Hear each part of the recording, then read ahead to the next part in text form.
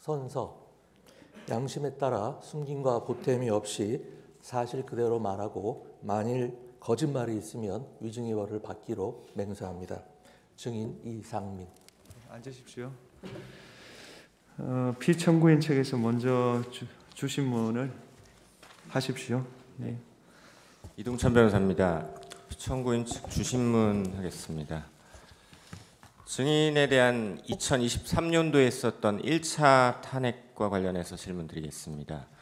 증인 2년 전 2023년 2월 8일에 재난대응조치 위반 그리고 품위 유지 의무 위반을 이유로 국회에서 1차로 탄핵 소추되셨죠? 네, 그렇습니다. 그리고 2023년 7월 25일 약 6개월이 지난 시점에 이곳 헌법재판소에서 재판관 전원 일치로 기각되셨죠? 네, 그렇습니다. 당시 증인에 대한 탄핵 소추가 기각된 사유가 무엇이었습니까? 재난 관련 재반 법령에 위반한 사실이 없고 성실 의무에 위반한 사실도 없으며 특히 이제 행안부 장관에게는 일반인들이 흔히 생각하는 경찰이나 소방에 관한 지휘 권한이 일체 없다는 사실이 중요한 근거가 되었던 것 같습니다. 네, 을 제79호증 제시하겠습니다. 증인에 대한 탄핵 소추가 이태원 참사와 관련되었던 것은 맞죠? 그렇습니다. 을 제79호증 판결문을 보면 북한의 지령을 받은 민주노총 간부들에 의해서 이태원 참사를 정쟁에 활용하라라는 북한의 지령을 받아서 그 혐의 포함 간첩죄로 중형이 선고되었었는데 이 사실 알고 계시죠? 네, 알고 있습니다. 당시 이런 판결을 보시면서 어떤 생각이 드셨습니까? 그때 저도 이제 언론을 통해서 이와 같은 사실을 접했는데요. 이태원 참사를 세월호 참사와 같이 진상규명 투쟁을 하고 각계각층의 분노를 최대한으로 이끌어내서 조직적으로 활동하라는 지령을 북으로부터 내린 것이라고 그렇게 언론 보도에서 제가 들은 것으로 기억을 합니다. 그래서 제가 이걸 보면서 이태원 참사와 같은 국가적 비극을 이렇게 사회 분열, 그다음에 체제 전복 수단으로 이용하고자 하는 조직적인 세력이 아직도 있구나라는 거에 대해서 제가 깜짝 놀랐고요. 게다가 이것은 정말 영화에서나 나올 법한 일인데 지금 우리 현실적으로 우리 바로 옆에서 이루어지고 있구나 하는 이런 생각을 하게 됐습니다. 네, 증인은 이 1차 탄핵 소추로 인해서 167일 동안 직무가 정지되셨었죠? 그렇습니다. 이렇게 직무가 정지될 경우에 일반적으로 국정 운영에 어떤 문제점이 발생합니까? 일단 저희 행정안전부를 위주로 말씀을 드리면 행정안전부는 다른 부처하고 조금 특이성이 있는데요. 일반 행정이나 재난 관련에 있어서 총괄 조정 업무가 상당히 중요한 업무입니다. 근데 장관이 자리에 없게 되면 차관이 결국 그 역할을 하게 돼야 되는데 장관급 부처를 가지고 총괄 조정한다는 것이 대단히 어렵습니다.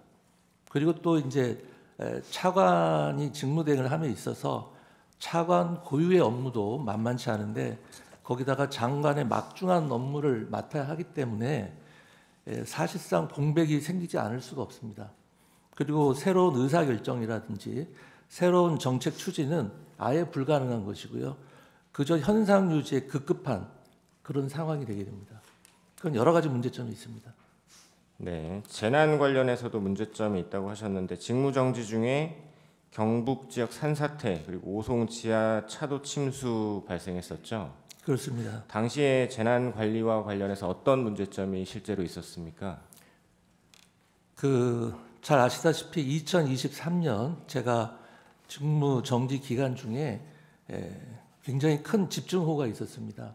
그래서 잘 아시는 바와 같이 오송 지하차도 참사가 있었고요. 경북 산사태에서 많은 분들이 희생하고 사망이 됐는데 무려 53명이 그때 희생을 당했습니다. 그런데 이제 재난에 있어서 가장 중요한 것은 뭐냐면은 지자체와의 협력이 가장 중요하고요.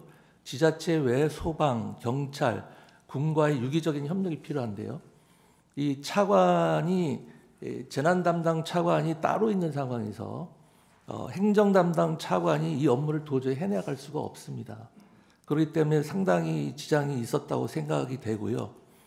뭐 다소 자랑 같습니다만 제가 복귀한 작년의 경우에는 이 53명이 사망한 때보다 더 많은 집중호우가 내렸음에도 불구하고 사망자가 불과 6명에 그쳤습니다.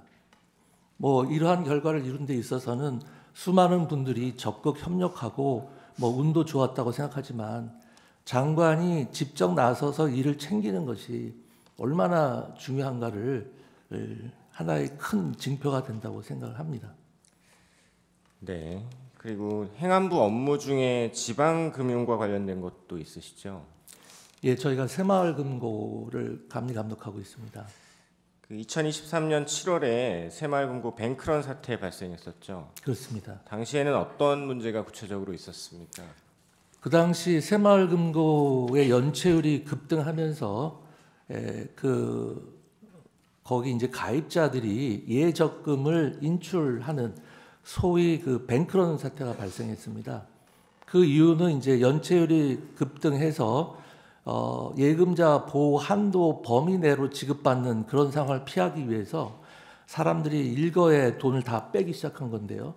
그럴 경우에 그 예금 보호 한도가 5천만 원인가 그랬던 것 같은데 그런 한도를 풀어주고 그 다음에 기재부라든지 금감원, 금융위, 한국은행 등과 유기적인 협조를 해서 굵직굵직한 큰 정책을 결정을 하고 여러 가지 유기적인 협력이 필요한데 차관이 이런 장관급 기관들과 의사소통을 하는 데는 한계가 있었습니다.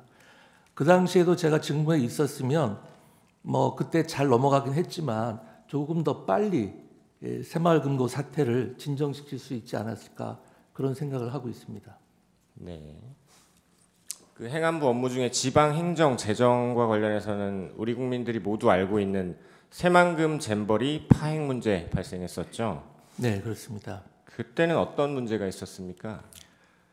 이 새만금에서 이루어졌던 그 세계 청소년 잼버리 대회가 뭐 시작하기 전까지는 국민들이 잘 모르고 계셨었는데 상당히 큰 행사였습니다. 그런데 그 준비 기간 거의 전 기간 동안 제가 공동위원장 중에 한 명이었음에도 불구하고 직무집행 정지 중에 있었습니다. 만일 그때 제가 직무집행 정지가 아니었으면은 현장에도 가보고 여러 가지 필요한 사항은 무엇인지 뭐 부족한 점은 무엇인지 일일이 다 챙겼을 텐데 차관이 아까 말씀드린 바와 같이 자기 업무하기도 벅찬데 제 업무까지 하다 보니까 이 잼버리 업무를 거의 잘 챙기지 못한 것 같습니다. 그러다 보니까 제가 이곳 헌재에서 탄핵 심판 기각 결정을 받은 것이 잼버리 개막일 불과 5일 전이었습니다. 그래서 제가 기각 판결 받자마자 이 잼버리 현장을 가 보니까 정말 준비 상황이라든지 이런 것들이 참담한 상황이었습니다. 하지만 준비 기간이 거의 없었고 그나마 대통령께서 적극 지원을 해주시고 저희 행안부에서도 여러 가지 재정적 지원을 해서 뭐 우리나라 전 국민, 뭐 종교단체, 기업, 지자체 협력으로 그나마 큰 문제 없이 잼버리 문제를 잘 해결해 나갈 수가 있었습니다. 네. 다음으로 증인에 대한 2차 탄핵과 비상계엄에 대해서 질문드리겠습니다.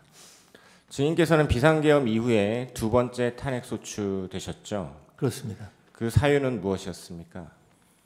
뭐 내란에 동조했다는 건데요. 뭐 하도 황당해가지고 뭐 소추 사유는 읽어보지도 않았습니다.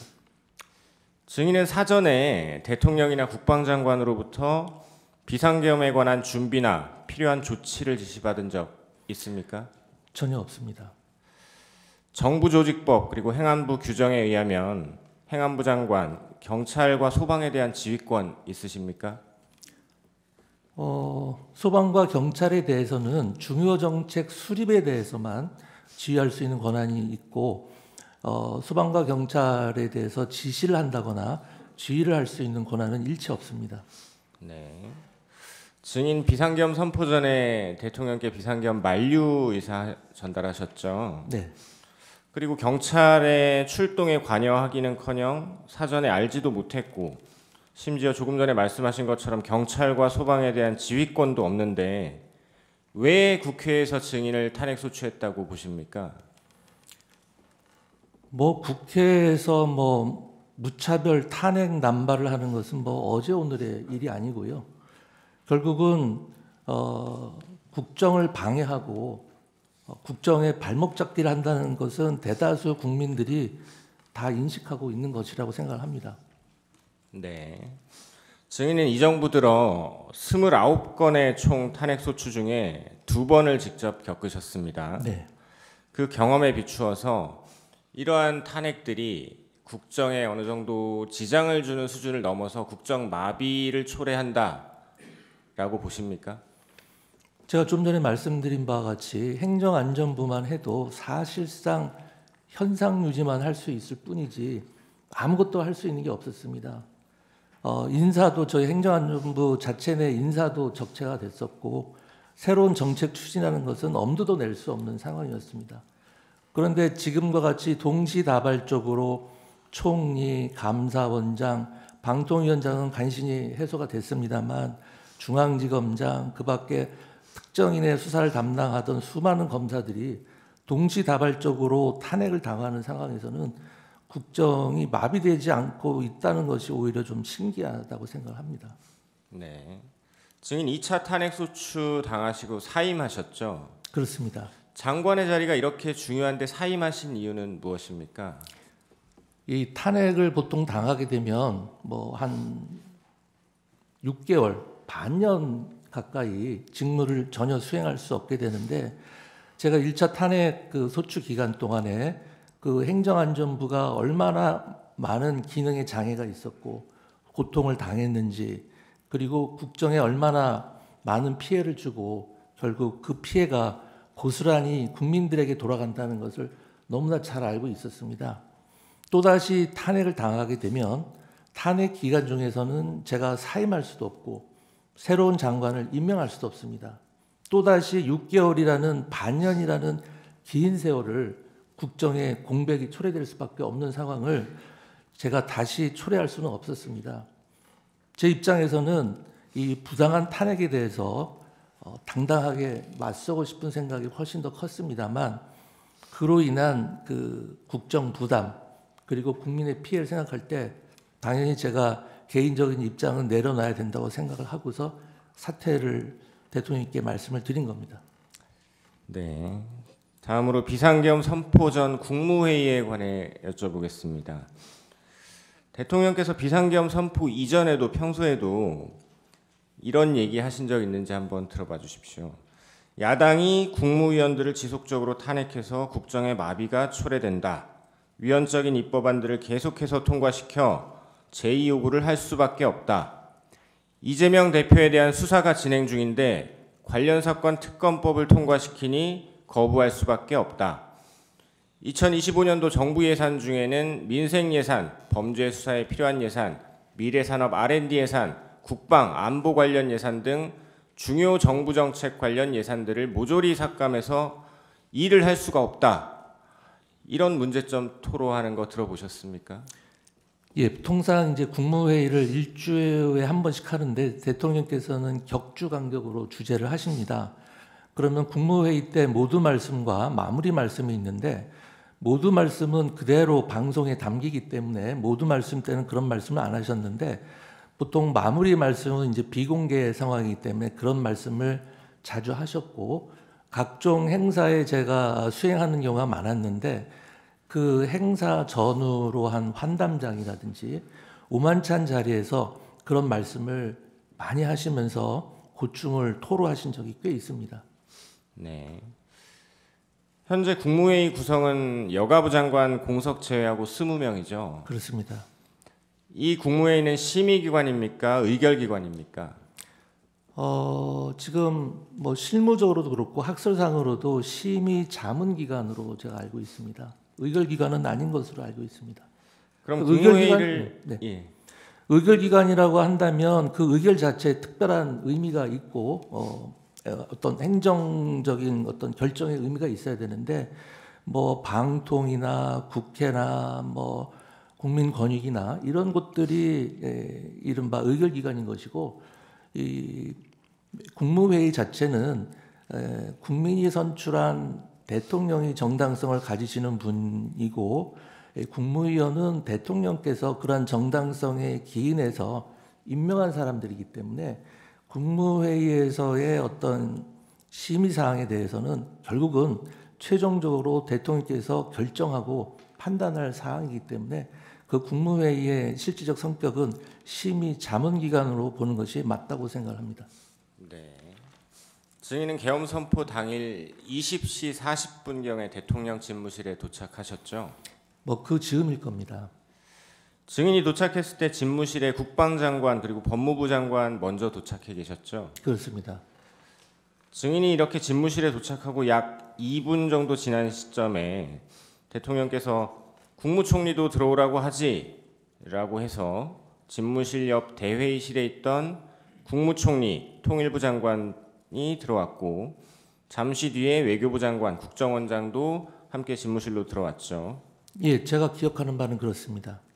당시에 집무실에 들어온 국무위원들은 대통령이 비상계엄을 선포하려고 한다라는 사실을 모두 알게 되었었죠. 네, 그렇습니다. 네. 그래서 외교부 장관이 대통령에게 외교관계에 영향을 끼치는 것이 너무 크다라며 만류 의사를 전달하셨죠. 그렇습니다. 이에 대해서 대통령은 안다, 길지 않을 것이다, 다 생각했다, 순간적으로 하는 것이 아니다, 깊이 생각했다, 무엇보다 탄핵 때문에 도저히 안 되겠다, 감사원장, 중앙지검장 탄핵을 하는 마당에 도저히 안 될 것 같다, 이런 이야기 하셨죠. 그렇습니다. 뭐 표현상의 차이인데요. 길지 않을 것이라고 한 게 아니라 오래 가지 않을 것이다. 이렇게 말씀하셨던 것 같습니다. 네. 그 이후에 국방부 장관을 제외한 그 자리에 있던 국무위원들이 바로 옆 대회의실로 나가서 비상계엄을 주제로 의견을 나누셨죠. 예. 그리고 누군가 증인에게 행안부 장관이 가서 말씀 좀 드려보라라고 해서 증인이 다시 집무실로 들어갔고 대통령에게 만류 의사 전달하셨죠. 그렇습니다. 그리고 국무총리도 두세 번 집무실로 들어가서 대통령과 이야기를 나누고 나오셨죠. 예, 그렇습니다. 그 과정에서 누군가 국무회의를 해야 한다 네. 이런 이야기를 했고 그래서 국무총리가 대통령께 국무회의 의사를 확인하기 위해서 또 들어가셨었죠. 예, 맞습니다. 그리고 예정되었던 22시가 다가올 즈음 대통령이 국무위원들 다 오셨냐라고 물어보기도 했죠. 예, 그렇습니다.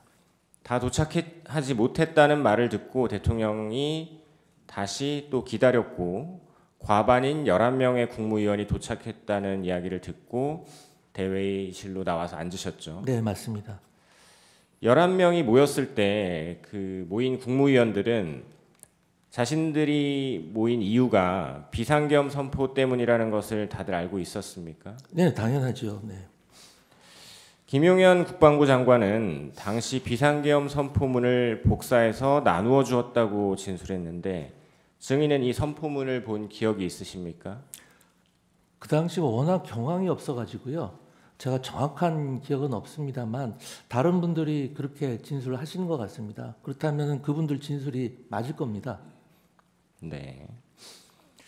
대통령께서는 11명의 국무위원들이 다 모여서 이제 국무회의가 구성된 이후에 어떤 말씀을 하셨습니까? 그 당시 상황이 이제 대통령께서 아까 말씀하신 것처럼 10시 이제 발표 시간이 다가오니까 이 대접견실 쪽으로 잠깐 건너오셔서 국무위원들 다 모였느냐 그렇게 말씀을 하셨는데 그때 아마 의사 정족수가 안 된 것으로 알고 있습니다. 그래서 다시 대통령 집무실로 들어가셨고 아마 11명이라는 의사 정족수가 채워진 다음에 대통령께서 정장을 갖추고 다시 들어오셔가지고 그 대접견실 중앙에 앉으시고 저희 국무위원들은 다시 자리를 정돈해서 그 주위로 이렇게 쭉 나란히 앉고 그 당시 몇 분 계셨던 수석 비서관들은 다 자리에서 빠졌습니다. 그러고 나서 저희들이 이제 계속 논의를 이어서 대통령님을 좀 만류하는 그런 취지의 이야기를 했고요. 대통령께서는 뭐라고 말씀하셨냐면은 여러분들이 이야기하는 그러한 뭐 경제, 외교의 영향, 정무적인 부담 이런 거 다 안다. 나도 신중하고 깊게 생각을 했다. 내가 왜 그 점을 고민을 안 했겠냐. 하지만 국무위원 개개인이 느끼는 상황인식, 위기감, 그리고 책임감과 국정을 총괄하는 대통령으로서 가지고 있는 상황인식과 위기감, 그리고 책임감은 차원이 다른 것이다. 이런 말씀을 마지막으로 하셨습니다. 그때 제가 받은 느낌이 뭐였냐면은 제가 1차 탄핵소추 때 그렇게 심각한 영향이 있었는데 과연 그러면은 타 부처 장관들은 그런 사정을 알았을까 그런 생각을 했습니다. 그리고 지금과 같이 그 동시다발적으로 여러 명의 그 부처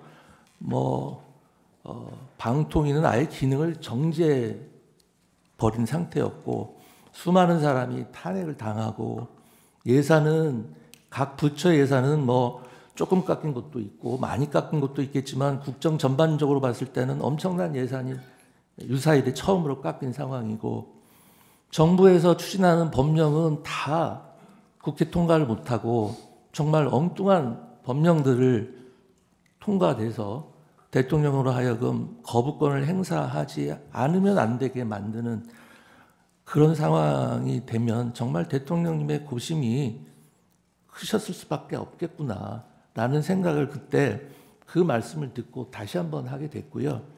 다른 국무위원들도 아마 비슷한 생각을 했을 겁니다. 대통령님의 고심을 그 당시 충분히 이해할 수 있었고 참 우리가 저렇게까지 같이 고민을 못한 것에 대해서 상당히 죄송스러운 마음도 있었습니다. 그러면 국무회의 당시의 비상계엄 선포에 대해서 찬성 또는 반대 의견을 밝힌 국무위원들도 있으셨죠?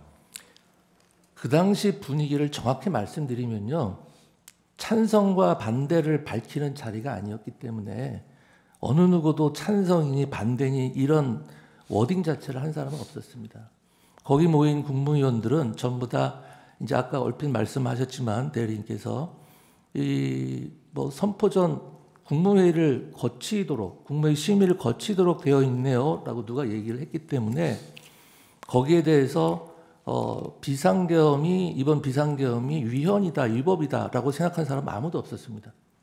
단지 이렇게 비상계엄이 약 45년 만에 선포됐을 때 국민들이 이것을 받아들일 수 있겠는가, 외교나 경제에 미치는 영향이 얼마나 크겠는가, 과연 이걸 추후 정무적인 부담이라든지 야당의 공세를 막아낼 수 있겠는가 라는 것에 대해서 상당히 걱정과 우려를 했고 그렇다면 대통령님을 우리가 만류해야 되지 않는가 이런 상황이었습니다. 한 사람씩 뭐 돌아가면서 찬성 반대를 밝히는 자리도 아니었고요. 몇몇 분이 그런 이야기를 하면 대부분 공감하면서 말씀을 추가로 하시는 분들도 있었고 뭐 거기에 공감은 하지만 아무 말씀도 안 하는 분도 있었고 하지만 뭐 거기에 대해서 뭐 반대하거나 찬성하거나 뭐 이런 분은 없었고요. 전반적으로 모든 국무위원들이 걱정과 우려 속에 대통령을 만류해야 되는 거 아니냐 이런 상황이었습니다. 네. 그러고 나서 이제 대통령께서 국무회의 마치고 예정된 원래 22시를 넘긴 22시 22분경에 브리핑룸으로 내려가서 23분부터 대국민 담화와 함께 비상계엄 선포하셨죠. 네. 증인이 대통령 집무실에 도착한 20시 40분경부터 대통령이 비상계엄을 선포하러 대회의실을 떠난 22시 22분경까지 약 1시간 44분입니다. 이 시간 동안 11명의 국무위원들이 동시에 한자리에 앉아서는 아니지만 순차적으로 집무실 그리고 바로 옆 대회의실에서 대통령이 어떤 이유로 비상계엄을 선포하려 한다라는 걸 설명하시고 비상계엄 선포에 관한 총리, 기타 국무위원들의 의견이 대통령에게 전달되고 다시 그에 대해서 대통령이 자신의 의견을 밝히기도 한 거죠. 네, 그렇습니다. 이게 한꺼번에 모인 게 아니라 국무위원들이 이제 순차적으로 왔기 때문에 늦게 온 국무위원들은 옆자리에 있는 국무위원들이 지금 무슨 상황이냐, 무슨 얘기가 오고 갔냐 해서 두 분이서 이야기를 하면서 다들 업데이트가 되어 있는 상태였습니다. 네. 당시에 증인 외에도 다른 국무위원들도 국무위원 서로 간에 논의를 하고 일부 국무위원들은 대통령에게 의견을 전달하기도 했었죠. 그렇습니다. 아까 말씀드린 바와 같이 저도 한번 들어갔다 왔고요. 총리님도 뭐 두세 번 정도 들어갔다 오신 것으로 제가 기억을 합니다. 네. 그럼 국무회의 주관부처 장관이시죠? 네, 시셨죠. 예. 주관부처 장관으로서 보셨을 때 비상계엄 선포 전 국무회의 이거 유효하다고 보십니까? 그 유효 여부를 제가 판단할 지위에 있지는 않고요. 다만 제가 분명하게 말씀드릴 수 있는 것은 당시 그 자리에 있던 국무위원들은 모두 국무회의를 한다고 생각을 하고 있었습니다. 왜 그러냐면은 아까 이야기가 나왔습니다만 국무회의 심의를 거쳐야 하는 것이 아니냐라는 이야기가 있었고 그에 따라서 총리님께서 대통령님 의사를 확인하러 다녀오셨고 다녀오셔서 대통령께서 국무회의 개최를 지시하셨다. 이런 말씀을 총리님께서 직접 하셨고요. 그다음에 국무위원 의사정족수인 11명이 모일 때까지 저희가 다 기다렸고 심지어 대통령께서도 10시 발표 예정이었던 계엄 선포를 거의 30분 가까이 늦추면서 국무회의 의사정족수가 되기를 기다렸던 것이고요. 그다음에 의사정족수가 된 다음에는 아까 말씀드렸습니다만 대통령께서 정장을 갖추시고 저희들이 모여있던 대접견실로 건너오셔서 중앙에 앉으시고 저희들도 자리를 다시 한번 정리해서 앉았고 그때 있던 수석 비서관들도 다 빠지고 이런 상황이었습니다. 그렇기 때문에 당시 참석했던 국무위원들 자체는 다 국무회의를 한다고 생각을 했을 겁니다. 저뿐만이 아니라 다만 그것이 국무회의로서 인정을 받을 수 있느냐 없느냐는 또 별개의 문제라고 생각을 합니다. 네. 회의록에 대해서 여쭤보겠습니다. 국무회의 끝나고 누군가 회의록은 만들어야 되지 않냐라고 해서 증인이 대통령 부속실 직원에게 참석자, 모인 시간, 헤어진 시간, 발언 요지를 메모해 주라라고 하셨죠. 그렇습니다. 통상 국무회의 회의록은 언제 작성됩니까? 국무회의가 개최된 때로부터 빠르면 7일, 통상 뭐 한 열흘 이내 이렇게 만들어지는 것으로 알고 있습니다. 네. 비상계엄 선포 당시 회의록이 작성되지 않은 이유는 무엇입니까? 이 첫 번째 이유는요. 원래 그 회의록 작성의 책임자는 저희 행안부의 의정관이 작성하도록 되어 있는데 그 당시 국무회의에 의정관이 참석을 간사입니다. 간사인데 이 간사가 참석을 못했기 때문에 국무회의 참석자라든지 개최 시간, 종료 시간, 발언 요지 등을 확인하는 데 시간이 걸렸을 것이고요. 무엇보다도 이제 그 비상계엄 선포 이후에 비상계엄이 뭐 내란이다라고 몰아붙이면서 뭐 회의록 작성을 하는 것이 비상계엄에 동조하거나 비상계엄을 방조하는 것이 아니냐라는 분위기가 형성돼 있었던 것 같습니다. 그런 상황에서 더 이상 회의록을 작성할 수는 없었을 것이라고 생각하고요. 제가 12월 8일자로 사퇴를 했기 때문에 그 이후의 정황에 대해서는 제가 자세히 잘 모르겠습니다. 네. 국무위원들 국무회의 후에 부서는 실제로 어떻게 이루어집니까? 부서는 국무회의를 마친 다음에 그 관계 장관들이 자기 집무실로 돌아가서 전자적인 서명을 하는 방식으로 이루어집니다. 그럼 이 사건 비상계엄 선포 관련 국무회의 때 부서가 없었던 이유가 무엇이라고 생각하십니까? 제가 알기로는 부서의 시점에 대해서는 특별한 규정이 없는 것으로 알고 있습니다. 이번 비상계엄과 같은 아주 특수하고 급박한 상황에서는 그렇기 때문에 부서가 사후적으로도 이루어질 수 있다고 개인적으로 생각을 하는데 아까도 말씀드렸다시피 비상계엄 이 선포됐던 시간이 워낙 짧고 그 이후에 내란이다 뭐다 각종 혼란스러운 상황이 이어졌기 때문에 소관 부처에서도 부서를 한다는 것을 놓친 것이 아닌가 이런 생각을 합니다. 네.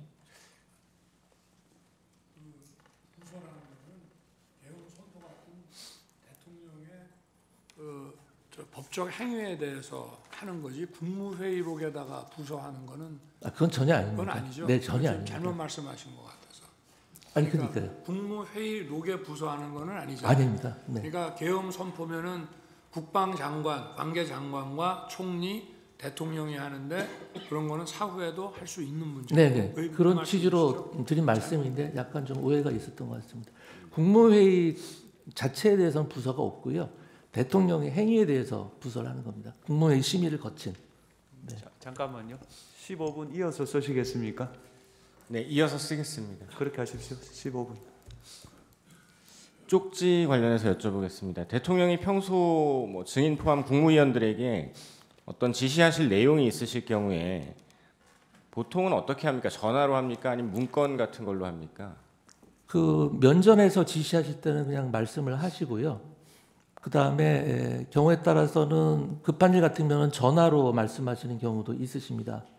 그리고 보통은 이제 정식 개통을 통해서 지시사항이 이렇게 문서로 내려옵니다. 네. 증인은 비상계엄 선포 전후로 대통령 집무실에서 대통령 또는 국방부 장관으로부터 비상계엄과 관련된 어떤 지시사항이 기재된 쪽지 받으신 적 있으십니까? 전혀 없습니다.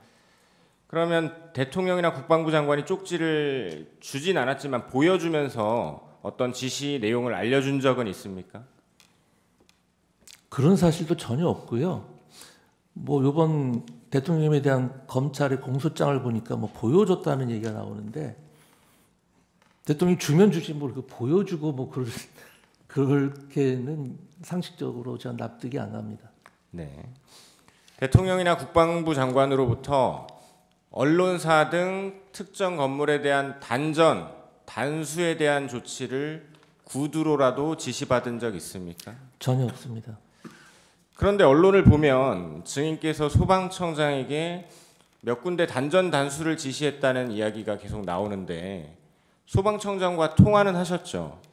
통화했습니다. 왜 통화하신 거고 어떤 이야기 했는지 말씀해 주실 수 있습니까? 조금 설명이 필요한데요. 제가 대통령실에서 종이 쪽지 몇 개를 좀 멀리서 이렇게 본 게 있습니다. 그런데 그 쪽지 중에는 소방청 단수 이런 내용이 적혀져 있었습니다. 그때가 언제였냐면은 제가 대통령님께 이제 그 국무위원들의 분위기, 국무위원들이 생각하는 거 그런 만류하러 들어간 자리에서 짧게 한 1, 2분 머물 때 잠깐 얼핏 보게 된 건데요. 그리고 나서 이제 비상계엄이 선포가 되고 제가 이제 광화문으로 돌아가는 제 차 안에서 그 쪽지 본 게 생각이 났습니다. 그런데 그 쪽지가 어떤 맥락에서 작성이 되고 어떤 의미인지는 잘 모르겠지만 제가 본 대로 만약에 단수를 소방이 한다고 할 경우에 이것을 무작정하게 되면 거기 국민들에게 큰 안전사고가 발생할 수도 있겠다. 경우에 따라서는 큰 인사사고가 갑자기 단수를 하면 인사사고가 발생할 수 있겠다라는 생각이 들었고 사무실로 돌아가는 내내 그게 굉장히 마음에 쓰였습니다.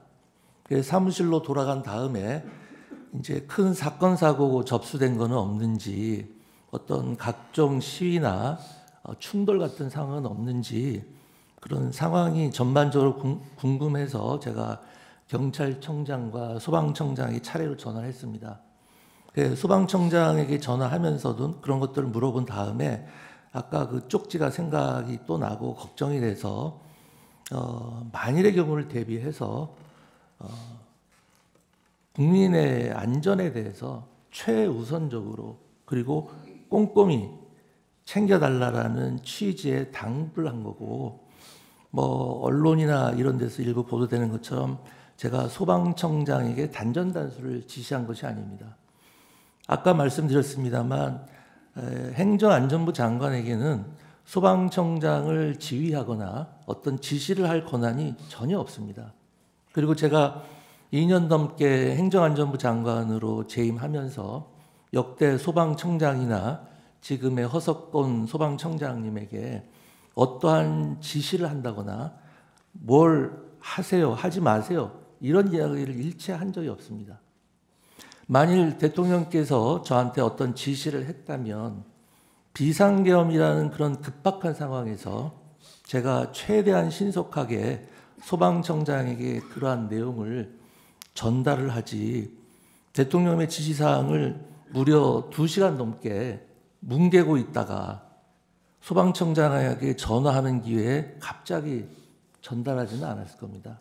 그리고 무엇보다 제게 소방청장을 지휘하거나 여태까지 그런 적이 한 번도 없었기 때문에 그런 얘기를 한다고 하더라도 제가 지시하는 형태가 아니라 대통령님의 지시사항을 내가 전달하는 것이다. 이렇게 얘기를 했을 겁니다. 네. 그럼 증인이 보셨다는 그 종이 문건 대통령 아닌 다른 누군가가 증인에게 전달한 적은 없습니까? 전혀 없습니다. 그러면 그 종이에 적혀 있다는 지금 언론에 언급되는 몇몇 장소에 계엄군이 가지도 않은 거 알고 계시죠? 네, 알고 있습니다. 그럼 상식적으로 그 장소들에 대한 단전단수 얘기도 필요 없는 거죠? 그렇죠. 당연하죠. 단전단수 관련해서 대통령 지시나 국방부 장관 협조 요청도 따로 받은 적 없으시죠? 없습니다. 대통령이 단전단수가 만약에 필요했다라고 생각하면 증인에게 직접 지시를 하셨을 텐데 직접 지시하지 않으신 이유가 뭐라고 생각하십니까? 가장 근본적인 이유는 이번 비상계엄에서 그러한 조치는 아예 배제됐기 때문에 지시를 할 이유가 없었다고 생각을 하고요. 이태원 참사 이후에 헌재 결정문에도 나와 있지만은 행안부 장관에게 경찰이나 소방에 대한 지시 권한이 없다는 것은 다 알려진 상황이었고 대통령께서 누구보다도 그 점을 잘 알고 계시기 때문에 저한테 그런 유형의 지시를 내릴 일이 없었을 겁니다. 네. 그럼 증인은 대통령이나 국방부 장관이 증인 말고 최상목 경제부총리에게 쪽지 주는 거 보셨습니까? 저는 못 봤습니다. 네. 다음 행안부 간부회의 관련해서 몇 가지 묻겠습니다. 증인 23시 10분경 용산에서 출발하고 23시 30분경 집무실 도착 그리고 00시 00분경 행안부 간부회의 주최하셨죠? 네. 간부회의에서 경찰국장이 경찰이 의원, 보좌관, 언론인들을 신분이 확인되면 국회에 출입시키고 있다라고 이야기했었죠? 네, 그렇습니다. 간부회의에서 경찰이나 소방 담당자에게 증인께서 단전단수 방법을 알아보라거나 단전단수를 하라거나 이런 지시한 적 있으십니까? 그런 적 일체 없습니다. 네, 계엄 해제 이후의 대통령과의 통화에 대해서 여쭙겠습니다. 증인 2024년 12월 4일 13시 06분경 대통령에게 전화하신 적 있으시죠? 네, 있습니다. 당시에 증인 대통령에게 어떤 이야기 하셨나요? 제가 그때 대통령께 드린 말씀은 대통령님 계엄 해제는 신속히 해제를 정말 잘하신 것 같습니다 라고 말씀을 드렸더니 대통령께서 하시는 말씀이 그래 말이야 그렇지 않아도 좀 전에 서울청장인지 경찰청장인지 하고도 통화를 했는데 신속하게 의원들을 출입을 시켜서 계엄이 빨리 해제되고 그 덕에 유혈 사태, 최악의 경우에 유혈 사태도 일어나지 않고 잘 해결된 것 같다. 그래서 그 서울청장인지 경찰청장인지를 잘했다고 칭찬해 줬다. 이런 취지의 말씀을 하셨습니다. 네. 그리고 같은 날 13시 45분경에 이번에는 대통령이 증인에게 전화하셨죠. 네네. 그때 대통령이 이 비상계엄 선포와 관련된 어떤 소회를 이야기하시면서 했던 이야기 기억나십니까? 그때는 뭐 정확히 기억 안 나는데 그 아까 좀 전에 전화했을 때 하고 비슷한 취지의 말씀을 하셨습니다. 뭐 정말 절박했다. 예, 탄핵 예, 때문에 예. 도저히 어떻게 해볼 도리가 없다 이런 이야기 하셨었죠. 네. 그러면서 뭐 그렇게 말씀하시면서 참 지금 뭐 내란 이야기가 나오고 있는데 참 황당하다. 뭐 이런 말씀도 하셨다는 것 같습니다. 네, 남은 시간 제주 때 쓰겠습니다. 저 청구인 주신문 뭐 그대로 쓰시든지 붙여서 쓰시든지 그건 알아서 하십시오. 네.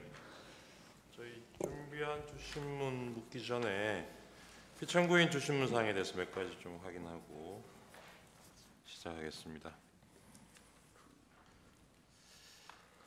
증인 이번에 계엄 이후에 2차 탄핵 소추안 발의 후에 사임하셨잖아요.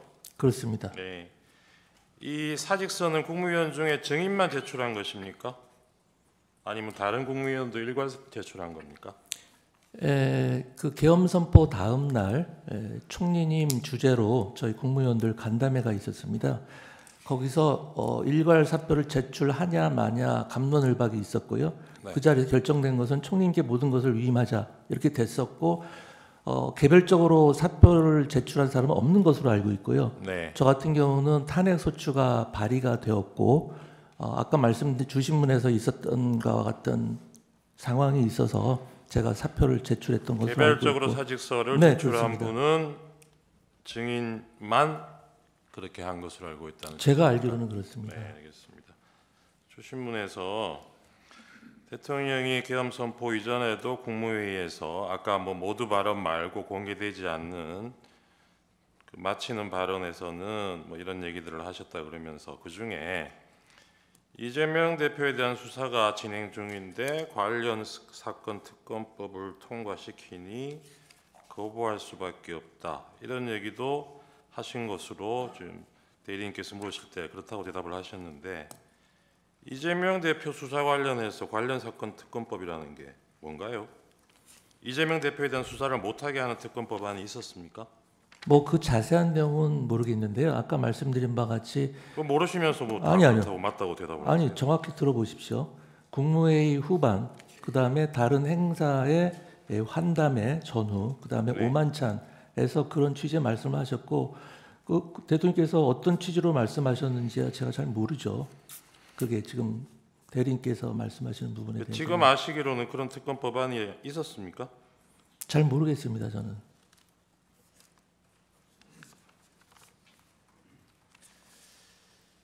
증인 도착하셨을 때 국방부 장관이 있었고 법무부 장관 미리 와 있었죠. 그렇습니다. 그리고 국무총리도 와 있었고요. 네. 한 7명 정도 모인 상태였던 것 같은데 그때가 한 8시 40분? 아마 8시 40분 조금 지난 시간이었을 겁니다. 이 7명이 증인도 마찬가지 증인 포함해서요. 이 7명이 이날 국무회의를 한다고 알고 온 사람이 있었습니까? 다른 분은 잘 모르겠고요. 네. 저는 국무회의를 한다고 간 것은 아닙니다. 그렇죠. 네. 그리고 여기서 뭐 이 단계에서 이 시점에서 다른 국무위원들 마저 도착할 때까지 국무회의 정족수 채우기 위해서 그거 기다리고 있던 상황도 아니죠. 맨 처음에 대통령 집무실에 모였을 때는 그렇습니다. 그렇죠. 네. 그 나중에 국무총리가 한덕수 총리가 이거는 뭐 누군지는 모르겠지만 국무회의 거쳐야 되는 거 아니냐는 얘기가 나와서 그때 나머지 국무위원들 부르기 시작한 거고 그 이전 상황에서는 이거 국무회의 전제로 뭐 다른 국무위원들 기다리고 있거나 이런 상황은 아니었던 거죠. 제 기억은 그랬던 것 같습니다. 국무회의를 해야 국무회의 심의를 거쳐야 된다. 누군가 네, 얘기를 네, 했고 그래서 우리가 총리님한테 총리님 들어가서 대통령께 한번 여쭤보시죠. 알겠습니다. 뭐 알겠습니다. 그렇게 됐던 것 같습니다. 증인 도착해서 보니까 그때 밤 10시에 22시에 계엄 선포 대국민 담화를 한다는 계획이었다는 거 확인하셨을 거 아닙니까? 네, 그렇습니다. 근데 증인이 도착하신 게 8시 40분 좀 넘었고 네, 그 당시에는 7명 정도만 모였고 네, 나머지 국무위원들 부르기 시작한 거는 제가 기록상 보니까 9시 20분 이후인 것 같아요. 그 최상목 부총리가 그 뒤에 제일 먼저 도착한 사람 같은데 거기도 전화 받은 게 9시 35분이라 그래요. 뭐 그런 내용은 제가 자세히 잘 그러니까요. 모릅니다. 이 처음에 대국민 담화를 10시로 잡았을 때는 그 전에 국무회의를 거친다 이런 계획은 없었던 걸로 봐야 되겠죠. 그건 제가 모르겠습니다. 대통령께서 시간상으로 그렇다는 겁니다. 네, 어떤 생각을 갖고 계셨는지 제가 알 수가 없습니다. 네.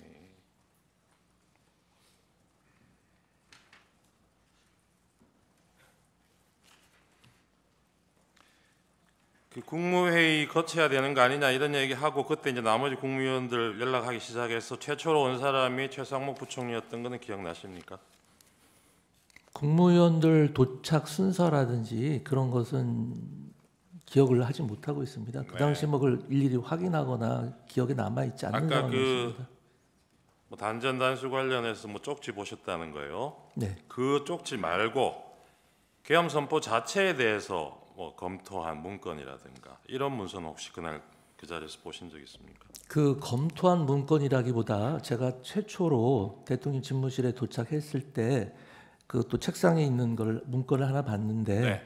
그게 지금 와서 보면 그게 계엄 선포문 아닌가 네, 싶습니다. 네, 네. 이제 비상계엄 이렇게 써여 있었고요. 그러면 그날 증인이 보신 문건이라는 게 이 계엄 선포문 지금 말씀하신 거하고 네. 아까 단전 단수 쓰여 있던 네, 그 네, 문건하고 그렇습니다. 또 뭐 있었습니까? 없었습니다. 그렇게만 있었어요. 네. 그 문건 자체는 여러 장이 있었는데요. 네, 제가 본 알겠습니다. 거는 그렇습니다. 그 국무위원들이 뭐 만류하는 국무위원들이 많았지 않습니까? 네, 그죠? 증인도 그러셨다는 거고 네. 그렇게 국무위원들이 반대를 하면 피청구인이 그때 계획을 변경할 생각이 있어 보이던가요? 아까 말씀드린 바와 같이 반대라는 표현은 적절치가 않고요. 저희들이 이제 그 만류를 하면 네네 만류를 하면 모르겠습니다. 저희들은 어쨌든 너무 정무적인 부담이 클 것으로 국무위원들은 대체적으로 다 그렇게 생각을 했고요. 네, 그 알겠습니다. 만류하면은 뭐 만류할 수도 있겠다고 생각했는데 네. 대통령님이 다 고려를 하신 네, 사안이고 알겠습니다. 아까 31방에서 피청구인 대리인께서 증인이 도착한 8시 40분부터 선포하러 피청구인이 회의실 떠난 22시 22분경까지 마치 뭐 1시간 44분 동안 국무회의가 개최된 것처럼 이렇게 물으셨는데 실제로 정족수 채워져서 대통령 내려갈 때까지 시간은 5분이죠. 네 그렇다고 들었습니다. 네. 그 5분 동안에 대통령도 그 5분 동안에도 대통령이 얘기를 많이 하셨죠. 그러니까 이제 그 국무위원들이 어떤 생각을 가지고 있고 네. 어떤 이야기를 한다는 것은 대통령께서 다 전달을 받으셨고요. 그 자리에서 처음에도 뭐 한번 대통령 제고해 주십시오 이런 어쨌든 정도 이걸 얘기가 뭐 있었던 것 국무회의라고 같고요. 볼 수 있을지는 모르겠는데 국무회의라고 볼 수 있다고 치더라도 네. 5분이잖아요. 네, 그 5분 안에 대통령이 자기 생각 설명하고 국무위원들 그렇습니다. 어떻게 생각하는지 의견 말해보라고 기회를 준 적이 있습니까? 그렇지는 않고요. 아까 말씀드린 바와 같이 국무위원들이 모였을 때 네. 그 우려의 목소리를 다시 한번 알겠습니다. 전달을 했고요. 지난번에 대통령께서 말씀을 김영현 하신 증인 여기 겁니다. 나와서 증언하신 내용 중에 증인 관련된 부분 증인도 들으셨을 거예요. 네, 들었습니다. 행안부 장관한테도 그 문건을 작성해서 줬다고 얘기를 했습니다. 이 줬다고 김영현 증인이 잠깐만요. 얘기한 이 아니, 문건이 잠깐만요. 저도 분명히 들었는데요. 네. 저에게 줬다는 진술은 하지 않으셨습니다. 그러면 이 뭐 줬다는 걸 떠나서 네. 이 김영현 증인이 얘기한 문건이 아까 증인이 봤다는 단전 단수 기재되어 있는 그 문건이라고 생각하십니까? 그건 모르겠습니다. 김용현 장관님이 어떤 문건을 작성했는지 제가 알지 못합니다. 전혀. 아까 국무회의가 무슨 대통령에 대한 자문기관인 것처럼 그렇게 말씀하시던데 증인 그동안 국무회의에서 의결해 보신 적 없어요? 그 의결 보통 심의 의결 이렇게 표현을 하죠. 그러니까요. 근데 거기서의 의결이라는 것은 제가 아까 말씀드린 국무회의 규정에 국회라든지 좀 과반수 말씀을 출석으로 끝까지 들어보시죠. 예. 여기 국회가 아니지 않습니까? 네. 국회처럼 뭐 질문하고 말 저희 끊고 시간이 이렇게 한정돼 하시면 있어서 안 되죠. 그렇습니다. 시간이 충분하면 저희 그럼 효율적으로 질문을 하시면 되죠. 네네. 네, 국무회의 규정이 있다는 건 아시죠?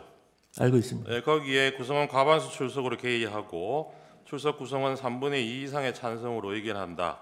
의사 정족수, 의결 정족수 이렇게 규정하고 있는 건 아시죠? 네, 알고 있습니다. 네.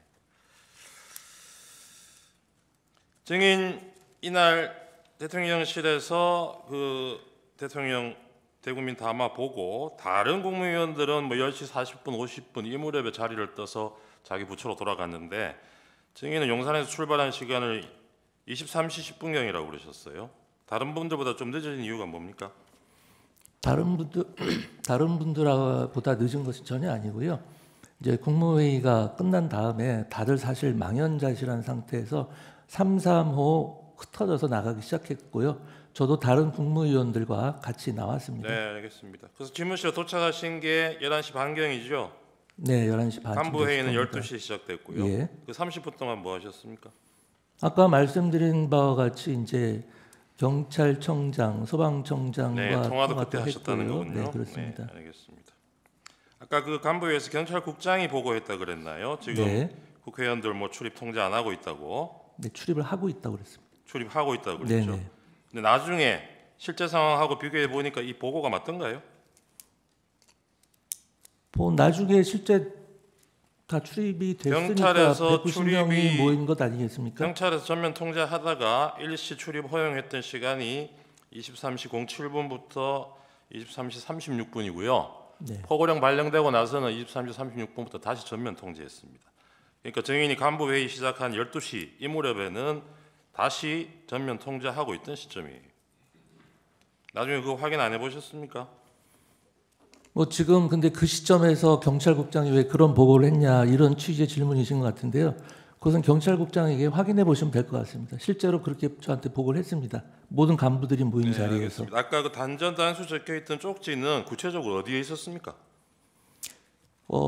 대통령 집무실입니까? 여기 집무실입니다. 접견실입니까? 집무실에 네. 집무실에 어디에? 어디 위에 놓여 집무실 있어요? 대통령 탁자에 이렇게 대통령 탁자인가요? 아니면 이 원탁 위인가요? 원탁 말한 원탁 위에. 네. 그 단전 단수에 소방청장 문구도 있었습니까? 제일 머릿말이 그랬던 것 같습니다. 그래요? 네, 머릿말이라는 게 그럼 제목같이 예, 그렇습니다. 소방청장 이렇게 돼 있었습니까?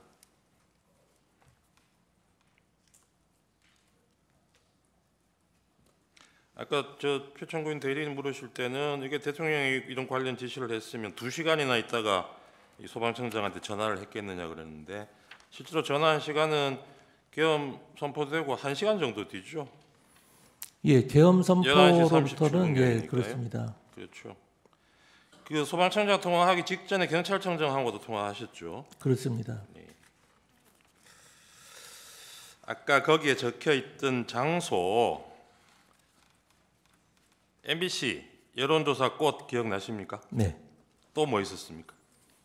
한겨레, 한겨레도 경향신문, 있었던 것 JTBC 같고요. 맞습니까? 뭐 대충 그 정도였을 겁니다. 예, 이런 장소에 아까 출동 안 한 걸로 알고 있다 그러셨는데요. 네, 다른 데는 몰라도 MBC하고 여론조사 꽃에는 계엄군이 출동을 했죠. 그건 확인 못 하셨어요? 그건 제가 몰랐던 사실입니다. 예. 여론조사 꽃에는 거기 계엄군 출동해서 한동안 머물렀고 MBC 쪽으로도 출동을 가다가 계엄 해제되는 바람에 돌아왔다고 그럽니다. 그런 내용은 확인 안 해보셨나요? 네, 그런 거 잘 모릅니다. 그리고 증인 그 다음 날 대통령하고 통화하면서 즉석 해제 해제건이 즉석에서 받아들인 거 정말 잘하셨다 이렇게 얘기하셨다 그랬잖아요. 네. 즉석에서 받아들였는지 안 했는지 어떻게 아세요? 계엄 해제가 국회에서 해제된 요청이 게- 해제된 게 이루어진 1시 이후에 3분입니다. 예, 바로 그리고 한 것으로 알고 있습니다. 그 한 10분 뒤에 1시 15분쯤 대통령이 그 합참 지휘통제실에 내려가서 한 30분 동안 머물러 있었다는 건 알고 계세요? 뭐 그런 내용에 대해서 자세히 잘 모릅니다. 거기서 무슨 얘기 했는지는 혹시 나중에 들으신 얘기 없습니까? 모릅니다. 네네. 이상입니다. 준비한 반대십니다. 주신문. 네. 21항을 좀 먼저 묻겠습니다. 아까 주신문에서 피청구인에 대한 공소장의 내용을 대강을 알고 계신 것 같아요. 보신 적이 있으세요? 다 보진 않고요. 제가 관계된 부분만 봤습니다. 예, 제가 다시 한번 읽어볼게요. 증인과 관련된 부분입니다. 피청구인이 대통령 집무실로 다시 들어온 증인에게 자정 무렵에 경향신문, 한겨레신문, MBC, JTBC 여론조사 꽃을 봉쇄하고 소방청을 통해 단전단수를 하라라는 내용이 기재된 문건을 보여줬다. 이렇게 기재되어 있는데 그렇게 말씀하셨거든요. 그런 정도는 알고 계신다는 거네요. 저한테 뭘 보여주거나 이런 적은 없다니고 아까 아니, 말씀드렸는데. 이 공소장 내용을 네. 이 정도는 알고 계시는 아, 거죠? 네, 그렇습니다. 또 이런 내용도 있습니다. 증인이 경찰청장에게 전화해서 조치 사항을 확인한 다음 잠시만 이해드리겠습니다. 지금 공소장 피청구인 공소장에 대해서 어떤 근거로 말씀을 하시는 거죠? 아까 증인이 답변을 그렇게 하셨습니다. 공소장. 공소장 지금 내용을 얘기하고 계셔서 읽고 계셔서 증인이 답변을 그렇게 하셨어요. 공소장에는 이렇게 돼 있는데 자기가 알기로는 아니다. 이렇게 답변을 근데 하셨습니다. 지금 공소장 내용을 그대로 읽으시듯이 하고 계셔서 그걸 어디서 입수해서 어떤 근거로 지금 말씀하시는 건지 여쭙겠습니다. 공소장은 저희가 서정으로도 냈고요. 피청구인은 그 공소장 내용 모르세요, 대리님께서는? 저희는 알고 있습니다만 네. 몇 호증으로 내셨나요? 저희가 오늘 서정으로 냈습니다. 증거인부 안 했습니다. 제가 제시하지는 않았습니다. 네, 공소장 언급은 좀 피하면서 하시죠. 네. 예. 예, 알겠습니다. 그래서 증인은 12월 3일 날 밤 11시 34분경에 경찰청장 조지호와 통화한 사실이 있는데 그런 사실은 있지요. 네, 그렇습니다. 그리고 그 직전에 포고령이 선포된 것도 혹시 알고 계신가요? 계엄사령관에 그 의해서. 전인지 후인지는 모르겠습니다만 포고령 이야기는 듣긴 들었던 것 같습니다. 또 3분 뒤에 밤 11시 37분경에 소방청장 허석곤에게도 전화했는데 네, 그런 사실은 있고요. 네, 그렇습니다. 그다음에 오늘 처음 얘기하신 거거든요. 네, 그 문건에 단전 단수, 소방청장 이런 내용은 기억이 난다. 네, 네. 오늘 처음 말씀하신 거라서 그러면 그 소방청장이나 다른 뭐 경찰청장 이런 문건들이 있었다는 건가요? 제목으로 적혀 있는? 제가 본 거는 그걸 본 겁니다. 그리고 오늘 처음 얘기한 게 아니라요. 네. 이미 검찰에서 상세하게 다 진술을 한 내용입니다. 오늘 예. 말씀드린 내용은. 피청구인이 기소되기 직전에 증인 검찰에서 한 차례 더 조사 받으셨죠? 뭐 시기는 잘 모르겠습니다만 검찰에서 조사 12월 받은 적이 16일 있습니다. 날 경찰청 안보수사단에서 네네. 조사받은 거 외에 네, 경찰에서 조사 받으셨고 그 이후에 기소된 것 같거든요. 제가 이제 그러니까- 경찰에서 한번 조사를 받았고요. 네. 그 다음에 그 이후에 1월일 겁니다. 1월 중순쯤에 검찰에서 또 조사를 받았고요. 그러면 검찰에서는 이런 얘기를 하셨다 이 다 말씀이신가요? 했습니다. 네, 다 했습니다. 상세하게 진술을 다 했습니다. 12월 3일 날 자정무렵에 간부회의, 행안부 간부회의 했다고 했잖아요. 네, 경찰국장과 재난안전관리본부 간부들도 참석했습니까? 그때 이제 서울에 있는 사람들은 서울 광화문 사무소로 모이고요. 세종에 있던 사람들은 세종에서 영상으로 참여를 했기 때문에 제가 누가 참여했는지는 일일이 확인을 못했습니다. 영상으로라도 이 두 사람은 두 관계자는 참석했냐고 묻는 겁니다. 그 영상은 발언하는 사람만 비추기 때문에 그냥 앉아 있는 사람 비추지 않기 때문에 누가 나와 있는지를 정확히 알 수가 없었습니다. 예. 그럼 경찰이나 소방에 대해서 어떤 내용을 확인하려면 그 간부회의도 참석했던 경찰국장이나 재난안전본부의 뭐 간부를 통해서 확인할 수도 있지 않습니까? 그 사람들이 그 회의에 참석할지 안 할지 제가 알 수가 없지 않습니까? 그날 자정무렵에 간부회의에 경찰국장 박현수는 참석하지 않았습니까? 아니 제가 실장 위주로 참석을 하라고 했고요. 이제 그 경찰국장이나 비상대비 정책국장 같은 경우는 제 직속 국장이기 때문에 그 사람들은 참석 대상이긴 한데 그 사람들이 갑자기 통보를 받고서 참석할지 안 할지 제가 알 수가 없죠. 그리고 제가 그 전화를 한 거는 그 회의 전이지 않습니까? 그 회의 전에 지금 안전이 가장 중요하기 때문에 지금 무슨 사건 사고가 있는지 어떤 시위나 폭력 사태는 발생한 게 없는지 그런 걸 확인한 겁니다. 예, 알겠습니다. 그러면 증인 소방청장에게 지금 아까 말씀드린 그런 장소에 대해서 단전 단수하라고 지시한 적은 없다는 말씀이세요? 그렇습니다. 그 문건을 본 기억이 나서 광화문 청사로 돌아가는 길에 염려가 됐다 이렇게 말씀하셨거든요. 계속 신경이 쓰였죠. 신경은 쓰였지만 어떤 조치도 하지는 않았어요. 제가 뭐 그걸 보고 그 문건이 어떤 문건인지도 모르겠고 어떤 맥락에서 작성된 건지도 모르고 대체 그게 뭘 하자는 건지도 몰랐습니다. 그러면 소방청장과 통화할 때 그 문건에 적혀 있는 내용에 대한 우려라든가 이런 걸 전달한 바가 전혀 없다는 말씀이신가요? 소방청장한테는 그렇게 얘기를 안 했는데요. 소방청장과 무슨 얘기를 했는지는 제가 검찰에서 상세히 진술을 했습니다. 다만 문제는 뭐냐면은 제가 국회에서나 이 자리에서 자세히 소방청장과의 대화 내용을 밝히기는 어려운데요. 왜 그러냐면은 현재 지금 이게 수사 중에 있고 이 소방청장과의 대화 내용 부분은 이 사건 탄핵 심판 사유하고 관련이 없다고 저는 판단하고 있습니다. 그리고 무엇보다도 이렇게 공개된 장소에서 제가 구체적인 사실을 진술을 하게 되면 소방청장에게 가이드라인을 준다 혹은 소방청장의 향후 진술에 영향을 주려고 한다라는 라는 오해를 받을 수가 있기 때문에 더 이상 자세한 내용에 대해서는 제가 답변드리기가 좀 곤란하다는 점을 좀 양해해 주시기 바랍니다. 지금 그렇게 말씀하시지만 이미 허석권 소방청장은 1월 13일에 국회 행안위에서 출석해서 증인으로부터 단전 지시를 받았다는 취지로 증언까지 한 바 있거든요. 그 내용 보도를 통해서 보시지 않으셨어요? 제가 일부를 봤는데요. 제가 기억하고 있기로는 뭐 지시하는 뉘앙스였다. 뭐 이렇게 표현을 애매하게 하시더라고요.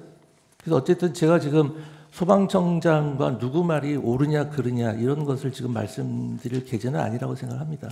예. 1항부터 신문하겠습니다. 지금 15년 동안 판사로 재직했었죠.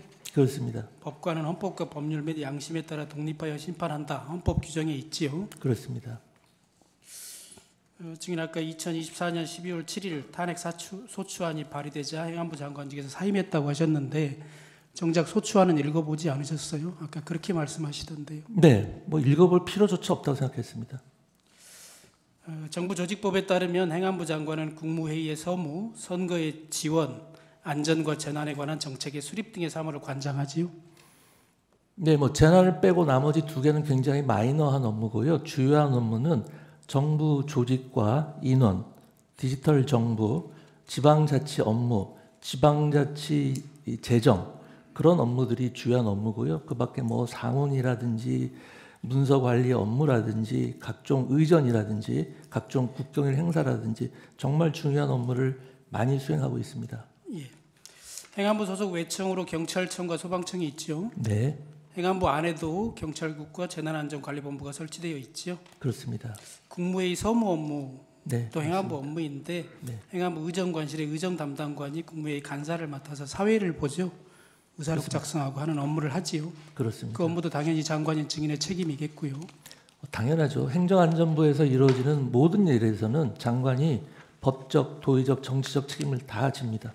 비상계엄이 선포된 12월 3일 그달의 첫째 주이기 때문에 아침에 청사 내에 귀빈 식당에서 국무위원 조찬 간담회가 있는 날이기도 했죠. 네, 맞습니다. 7시 반경에 열리나요? 예, 그때 증인 참석했습니까? 네, 참석했습니다. 농림축산식품부 장관 송미령 그날 같이 울산에 가신 분이죠. 네, 네. 증인과 국방부 장관 김영현을 조찬 간담회에서 보지 못했다고 하던데요. 참석한 거 맞습니까? 제가 그날 그 좌석의 정중앙에 기재부 장관 맞은편에 앉았었어요. 예. 그래서 국무회의가 끝난 10시 반 이후에 국방부 장관 김영현이 증인에게 보자고 해서 증인의 집무실로 가서 만난 적이 있죠. 네, 맞습니다. 당시 김영현이 증인에게 대통령께서 오늘 밤 9시쯤 들어오라고 한다 이렇게 말했다고 했는데 맞습니까? 네, 근데 정확한 워딩은 오늘 9시쯤 들어오라고 하시던데 이런 정도의 워딩이었으니까 확정적인 건 아니었고요. 그것도 이제 자리에서 일어나시면서 그냥 참고하라는 취지로 툭 던지는 듯이 말씀을 하셨습니다. 대통령께서 들어오라고 하는 얘기를 애매하게 얘기했다 이런 취지세요? 그러니까 그게 뭐 확정된 것처럼 말씀은 안 하셨습니다. 그러니까 들어오라고 찾으시는 하던데, 것 같던데 전화를 네, 해보라 뭐 이런 내용이었어요. 어감이었습니다. 네? 전화를 해서 확인을 해봐라. 그런 말씀 안 하셨습니다. 전화해서 확인하진 않았죠. 네, 그럼요. 네. 그날 증인의 일정을 보면 농축산 장관 송미령과 함께 울산에서 개최되는 김장 행사에 참석하기로 되어 있었고요. 네, 그 이후에는 울산시청에서 중앙지방정책협의회에 참석하고 저녁 만찬까지 하기로 이미 예. 오래전부터 예정돼 있었죠. 예, 맞습니다. 증인 그 경찰 조사에서 이렇게 말씀하셨더라고요. 지금까지 대통령이 부르는 이유를 한 번도 되묻지 않았고 부르면 가는 거지 이유를 묻지 않는다 이런 취지로 진술한 바 있거든요. 예, 맞습니까? 예, 맞습니다. 장관은 대통령의 부하이기 때문에 대통령이 부르면 무조건 가야 된다고 증인 생각하는 겁니까? 대통령과 국무위원의 관계를 부하라고 말씀하시는 것은 대단히 부적절한 표현인 것 같습니다.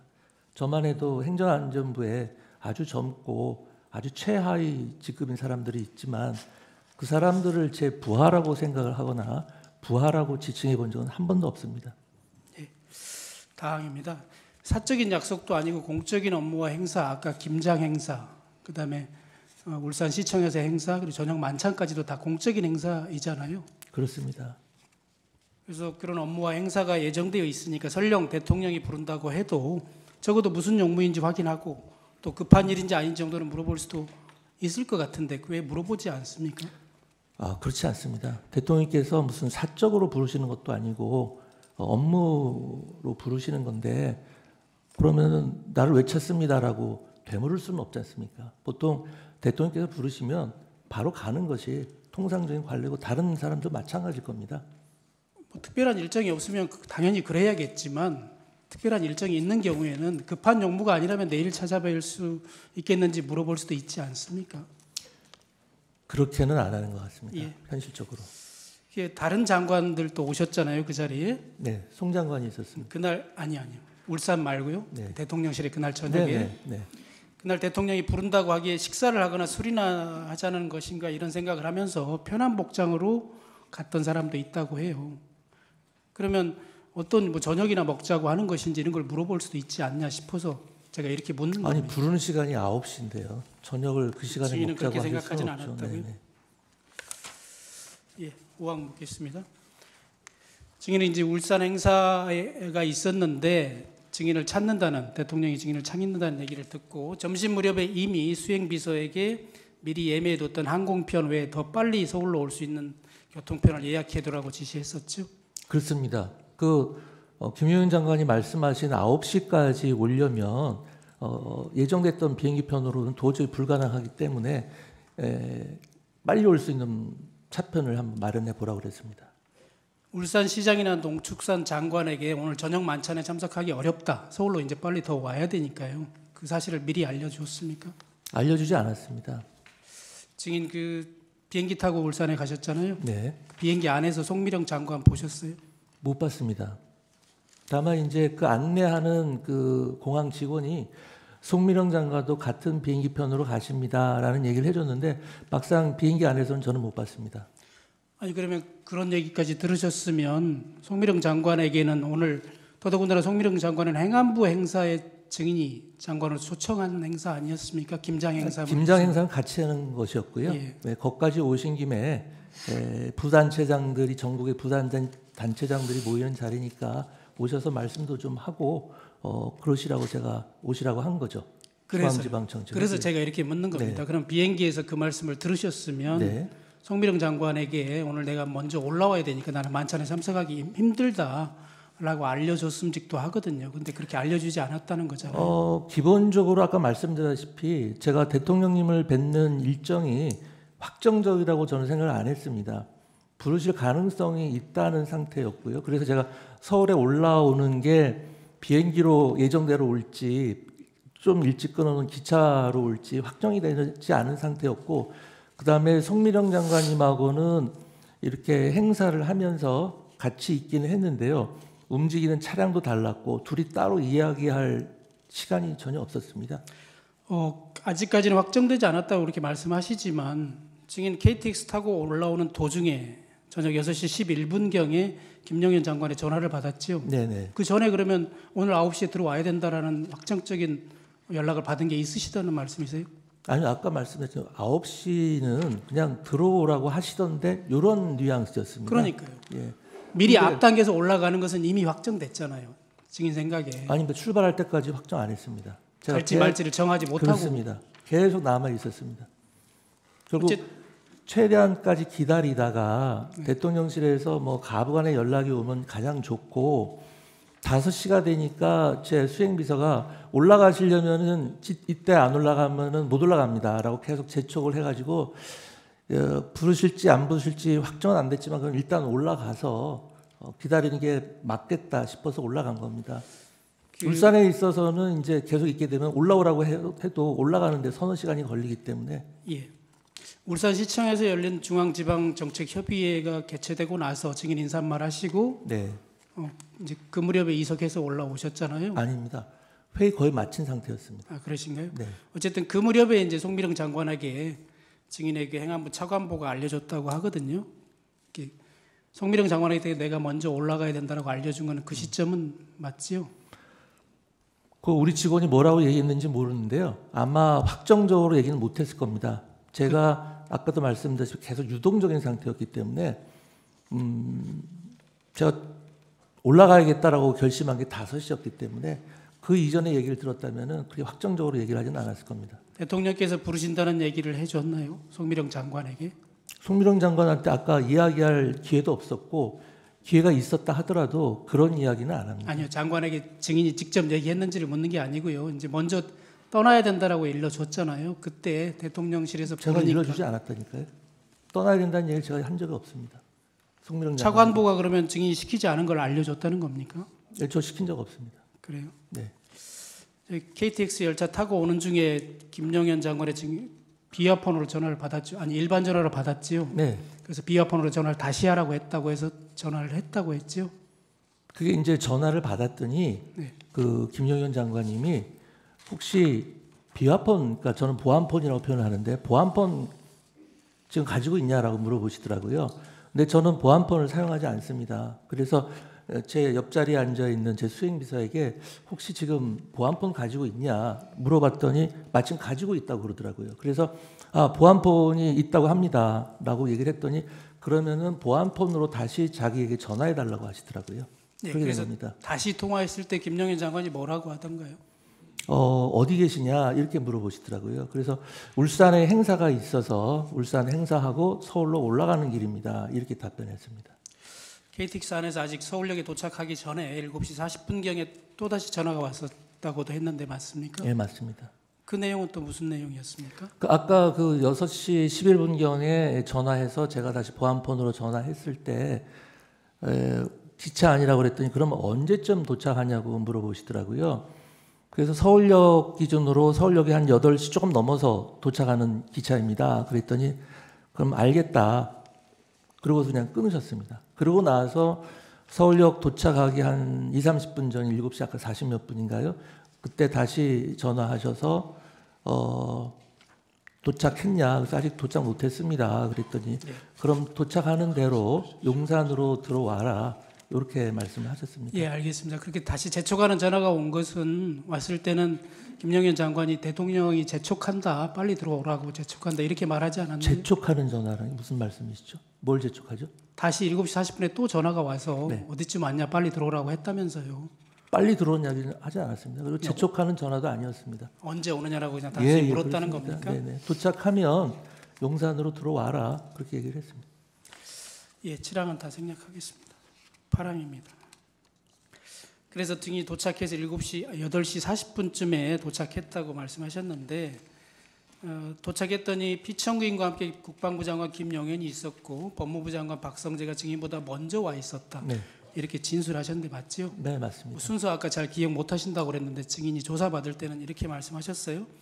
이어서 국무총리 한덕수와 통일부 장관 김영호가 접견실에 있다가 들어왔고 외교부 장관 조태열과 국정원장 조태영이 뒤이어서 들어왔다 이런 식으로 네, 제가 진술하셨는데 기억하는 순서가 그대로입니다. 맞는 것 같습니까? 네, 제가 기억은 그렇게 하고 있습니다.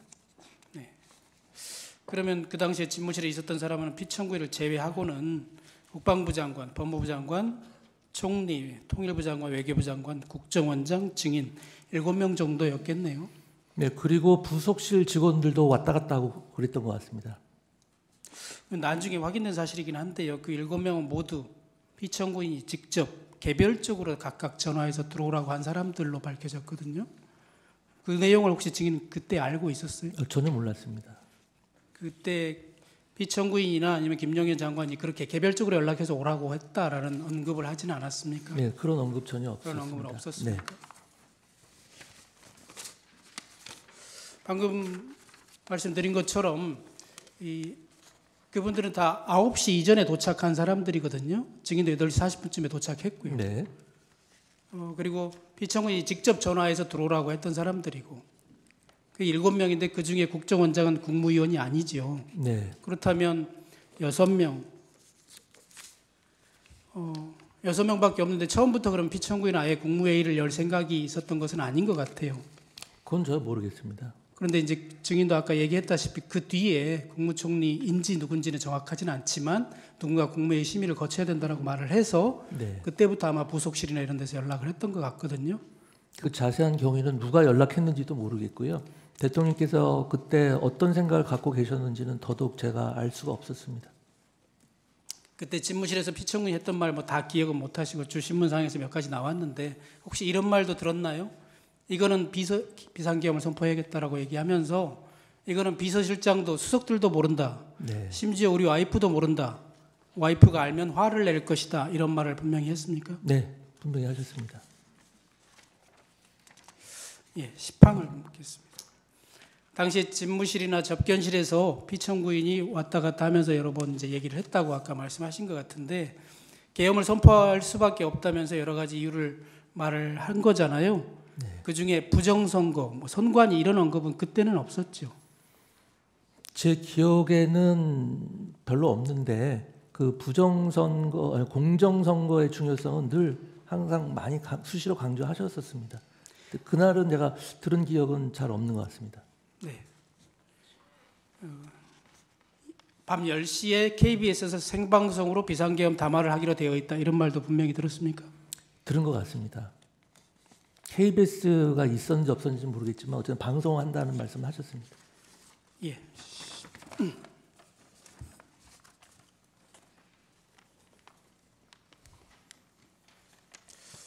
11항은 생략하고 12항 묻겠습니다. 대통령 집무실에는 원탁이 있죠. 네. 지금 말씀하시는 대접견실 거기는 원탁은 아니죠. 그 장소는? 사각형 길쭉한 사각형입니다. 대통령 테이블입니다. 집무실에서 원탁에 국무위원 11명이 다 모인 적은 없지요. 네, 그렇습니다. 접견실이라고 하는 그 장소에는 중기부 장관 오연지가 아마 마지막으로 도착한 것 같은데 그때서야 11명이 모인 것으로 보여집니다. 나중에 확인해 보면. 네.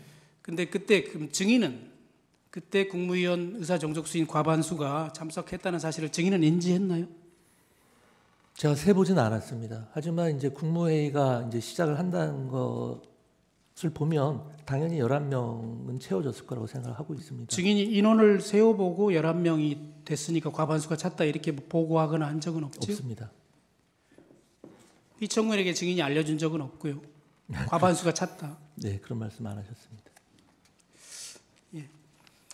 그리고 나서 피청구인이 다시 이제 11명이 찼을 때 그 접견실로 와서 네, 중앙에 앉으셨습니다. 중앙에 앉아서 얘기했나요? 네, 그게 한 5분, 불과 5분을 넘진 그렇다고 않지요. 그러네요. 네, 네. 그렇게 하고 나갔잖아요. 네, 바로 나가셨습니다. 지금 이제 비상계엄을 선포하러 가야겠다 이렇게 말하고 나간 것은 아니죠. 뭐 근데 그때 곧 비상계엄 국무회의 마치자마자 선포하신다고 말씀하셨고 나가시는 게 당연히 이제 선포하러 가시는구나라고 알 수 있는 상황이었습니다. 증인은 그 전에 오늘 밤 10시에 KBS에서 생방송으로 비상계엄을 선포할 거다는 얘기도 들었으니 네. 증인은 알았겠네요. 저는 알고 있었죠. 나가실 때. 그렇다면 증인은 국무위원으로서 온몸으로라도 막았어야 되는 거 아닙니까? 그 말씀은 제가 생각하기에는 비상계엄이라는 것을 절대 하면 안 되는 것이고 이번 비상계엄은 내란이고 위헌 위법한 것이다라는 아주 잘못된 프레임에서 말씀하시는 것 같습니다. 제 생각에 당시 모인 국무위원들은 사전 지식이나 정보가 전혀 없었고요. 이번 비상계엄이 그 당시에 뭐 위헌 위법이다라는 생각 자체를 하지도 않았습니다. 비상계엄이라는 것은 헌법에 엄연히 규정되어 있는 대통령의 권한이고 대통령께서 행사하신다고 하시고 우리 국무위원들이 여러 가지 걱정과 우려를 말씀드렸음에도 불구하고 대통령께서 더 깊이 고민하신 끝에 심사숙고한 끝에 내리신 결정이다라고 말씀을 하시는데 온몸을 막는다는 것은 좀 넌센스라고 생각하고요. 예, 알겠습니다. 솔직히 말씀드리면 온몸을 바쳐서 막아야 할 대상은 대통령이 아니라 무차별 탄핵을 남발하고 국정을 혼란에 빠뜨리고 있는 사람들이라고 생각합니다. 예, 알겠습니다. 담화를 발표한 이후에 다시 접견실로 피청군이 올라와서 각 부처별로 각 부처 장관들에게 개별적으로 어떤 지시를 했고 증인한테도 하지 않았나요? 저에게는 따로 말씀하신 게 없습니다. 다른 장관들에게는 어떻습니까? 제 기억에는 대통령께서 다시 방송 마치고 올라오셔서 다시 또 중앙에 앉으셨습니다. 중앙에 앉으셔가지고 이제 다 선포하고 왔다. 이제 장관들은 각자 자리에 돌아가서 맡은 임무들 다들 평소대로 열심히 하라. 너무 걱정들 하지 마라. 이런 말씀을 하시고 다시 집무실로 들어가신 걸로 기억을 하고요. 예. 누구한테 가서 무슨 말씀하시고 그런 제 기억에는 없습니다. 송미령 장관은 이렇게 얘기한 바 있거든요. 총리에게는 내가 가야 할 일정을 대신 가주라 이렇게 부탁을 했고요. 경제부총리에게는 경제를 잘 챙겨라고 얘기하고 외교부 장관에게는 미국과의 관계를 잘 챙겨달라고 얘기하고, 또 보건복지부 장관에게는 의료에 대해서 얘기했고, 중기부 장관에게는 소상공인 대책을 잘 챙겨라. 그리고 농축산 장관인 본인에게는 농산물 물가가 뛰지 않게 잘 관리해라. 이렇게 일일이 개별적으로 지시했다고 합니다. 증인이 그런 내용을 들은 적 없어요? 뭐 송 장관님이 그 경황에 어떻게 그렇게 정확하게 기억하고 계신지는 모르겠습니다만 저의 경우 제 기억과는 좀 다르고요. 대통령께서 그 당시 저에게는 그런 말씀을 일처 없으셨습니다.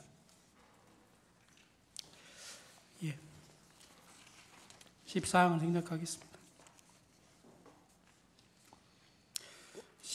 15항도 생략하겠습니다.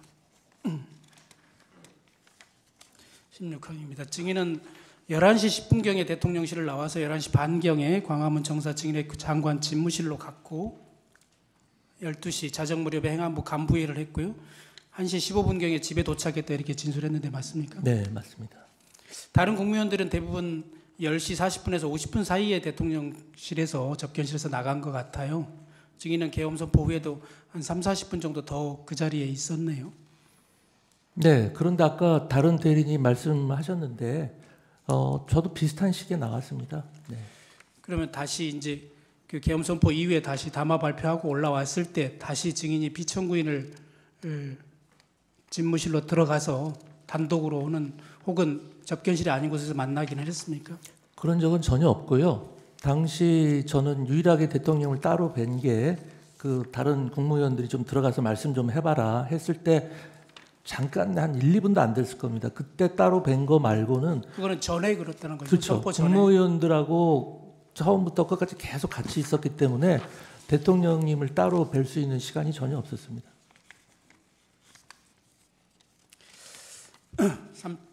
12월 4일 날 오전 9시 41분경에 법무부 장관 박성재와 통화한 사실이 있는 것 같은데 기억납니까?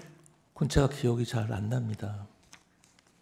증인이 이렇게 진술했거든요. 법무부 장관이 그날 국무회의에 증인의 앞자리에 앉는데 지각을 네네, 하는 것 맞습니다. 같아서 전화했다 이렇게 진술했거든요. 예, 예. 맞습니까? 예, 예.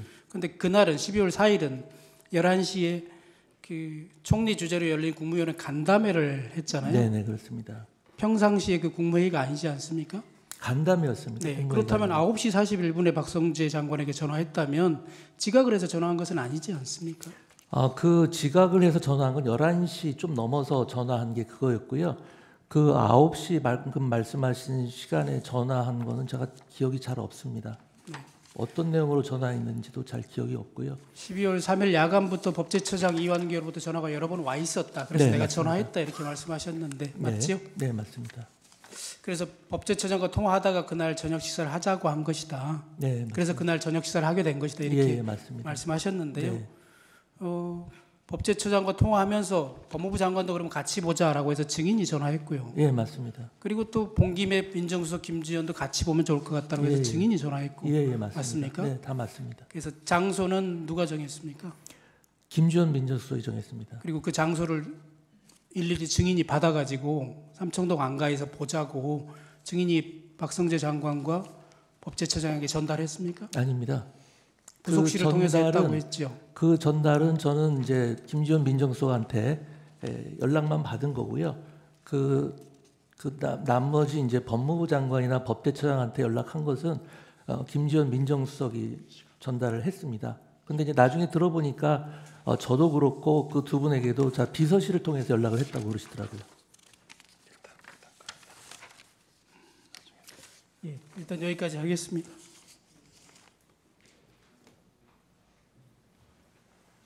그만하는 겁니까? 아닙니다. 나머지 대주시면 하고. 지금 시간이 얼마 남았죠? 예, 일단 6분 하시죠. 네.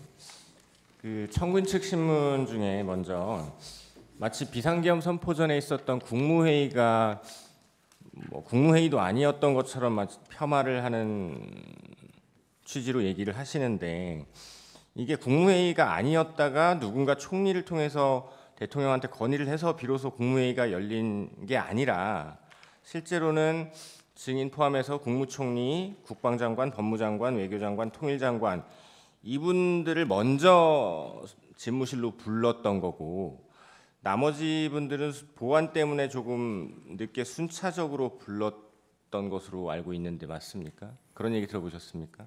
그런 것은 잘 몰랐고요. 솔직히 말씀드리면 저도 이제 비상겸 선포 전에 국무회의를 해야 된다는 걸 모르고 있었습니다. 네네. 근데 누군가 그런 말씀을 하셨고 총리님이 들어가서 대통령님 의사를 여쭈러 들어간 것으로 알고 있습니다. 그러면 집무실로 가시기 전에는 몰랐다 하더라도 대통령이 증인 포함해서 국무위원들을 부르는 건 그냥 뭐 사적으로 불러서 뭐 얘기나 하자 이런 취지는 아니셨을 거고 공적으로 당연하죠. 부르셨을 건데 네네. 이게 가 보니 그게 국무회의를 하려고 부른 것이다. 국무위원들도 국무회의를 하러 온 거구나. 다들 인식은 하고 계셨죠? 가서는 그렇게 생각을 했습니다. 네. 근데 지금 생각해 보면 대통령께서 굉장히 이제 신중하게 이 일을 추진하셨고 네. 굉장히 보안에 신경을 쓰셨던 것 같은데 저희들은 사실 저의 경우는 왜 들어가는지를 몰랐습니다. 그래도 아마 국무회의를 한다는 사실을 미리 말씀 안 하신 것도 보안 때문에 말씀하지 않으신 거 아닌가 하는 생각을 사후적으로 하게 됐습니다. 실제로 먼저 소집된 국무총리나 국방장관, 법무장관, 외교통일, 행안부 장관인 증인까지 이 면면들을 보면 비상계엄과 아무래도 조금 더 관련이 있는 분들을 먼저 불러서 이야기를 하고 의견을 들어보려고 하셨던 것 같은데 맞습니까? 예, 저는 그렇게 생각합니다. 네. 그 소방청장에게 전화해서 단전단수해라라고 행안부 장관인 증인이 전화해서 지시하면 실제로 할 수는 있습니까? 저는 그게 사실 의문입니다. 아까 그 맥락이라든지 무슨 의미인지 이해를 못하겠다고 한 게 도대체 단전단수가 이 소방청의 업무인지도 지금 여전히 저는 의문입니다. 예, 제가 알기로도 증인이 소방청장에게 단전단수를 지시할 권한도 없고 소방청장 역시 단전단수를 시행할 권한도 없는 것으로 알고 있습니다. 그래서 여쭌 건데 행안부 장관이 소방청장한테 전화 한 통화해서 단전단수 가능합니까? 저는 그게 가능하지 않다고 생각하는 게 보통 단전하면 뭐 한전이나 단수는 뭐 수도국이나 수도사업소 이런 길 상상하게 되지 생뚱맞게 무슨 소방에서 단전단수를 한다는 게 너무도 이상했고요. 만약에 제가 그걸 전화를 했으면 소방청장한테 제일 먼저 단전단수를 소방에서 하는 일입니까? 라고 물어봤을 것 같아요. 네.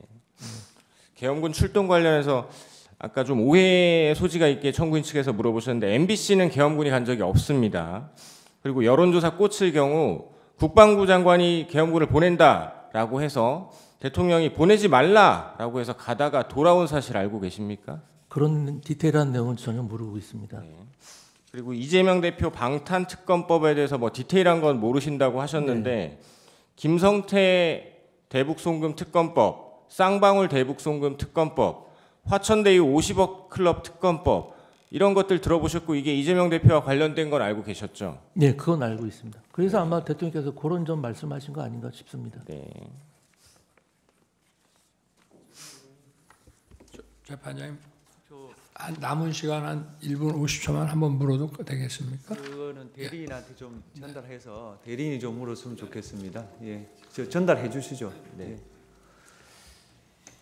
부서의 개념이 무엇인지 다시 여쭤봐도 되겠습니다. 네네. 부서. 네. 부서라는 것의 개념이 뭡니까? 제가 알기로는 부서의 제도적 취지는 어떤 국법상의 행위를 함에 있어서 그러한 의사결정이 있었다는 것을 확시하기 위해서 소관부처 장관과 총리가 그런 행위가 있었다는 것을 확인하는 의미라고 생각을 합니다. 그래서 옛날에는 뭐 서명으로 했겠지만 지금은 다 전자적인 서명 방식으로 하고 있습니다. 그리고 아까 말씀드린 바와 같이 부서의 시기, 그러니까 어떤 국법상의 행위 전에 해야 되는지 행위 후에 해도 되는지에 대해서는 명백한 규정이 제가 아는 한은 없는 것으로 알고 있습니다. 네. 그 청구인 측 신문 중에 계엄 선포 담화에도 부정선급이 없었다. 적어도 그날은 부정선거에 관한 언급은 없었다. 이런 질문 있으셨는데 국무위원들이 평소 이 부정선거 외에도 뭐 탄핵, 예산삭감, 그 거대 야당의 무분별한 이런 횡포들에 대해서 대통령 의견에 많이들 공감하셨죠. 당연하죠. 예, 네. 그리고 특히 증인은 행안부 장관이신데 대통령으로부터 그 공정선거의 중요성에 대해서 자주 들어보셨죠? 그렇습니다. 행안- 이번 총선 전에도 네. 선관위와 협력해서 선거 관리 철저히 잘 하라고 몇 번 당부하신 적도 있습니다. 행안부에서 국무회의록 관련해서 서류를 받아가서 왜 안 만드는지 여쭤봐도 되겠습니까? 아까 말씀드린 대로 이 계엄 선포 해제 이후에 뭐 내란이니 어쩌니 하면서 계속 이른바 내란몰이를 했습니다. 그 과정에서 제가 수사 받을 때도 수사관이 그런 걸 물었습니다.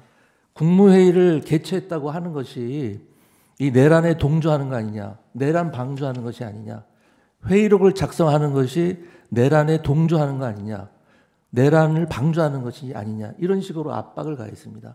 그런 상황에서 행안부 의전관이 아마 회의록을 제대로 작성한다는 것은 제가 생각하기에는 기대 가능성이 없다고 생각합니다. 네, 이상입니다. 네, 청구인 3분 하십시오. 아까 그날 집무실에서 기재부 장관한테 문건 전달하는 장면은 못 보셨다 그랬죠? 네, 외교부 장관이 받는 거는 보셨습니까? 그것도 못 봤습니다. 못 보셨어요? 네, 아까 그 단전 단수 문건에 소방청장이라고 기재돼 있었다 그랬잖아요. 예, 그렇게 기억을 하고 여기 있습니다. 보시죠. 여기 이 문건은 아마 직접 보지는 그 뒤에 이제 언론에도 많이 나왔으니까 보셨을 텐데 여기 기획재정부 장관 이 자리에 소방청장이라고 돼 있었던 겁니까?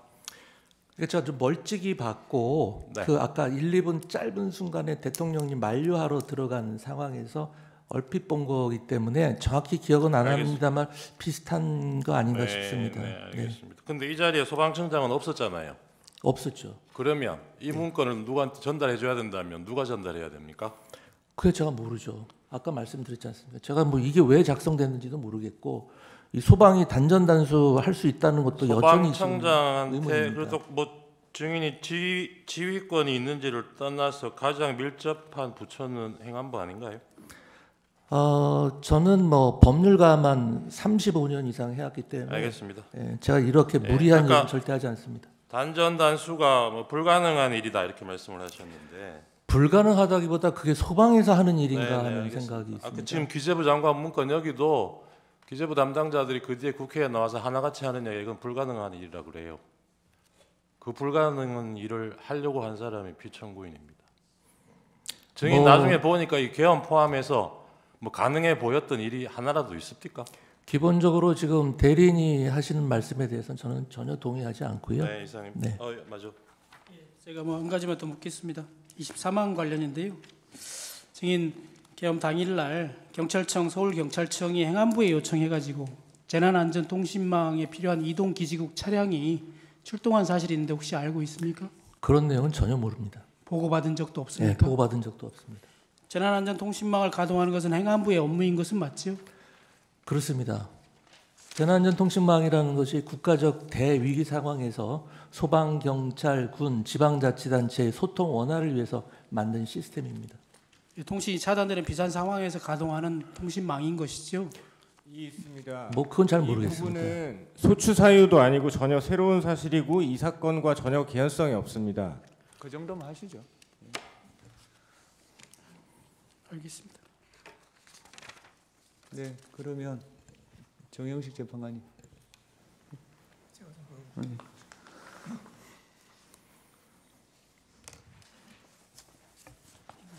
증인께 이제 그날 12월 3일 그 대통령실에서 있었던 그 회의에 관해서 좀 여쭤보겠습니다. 네.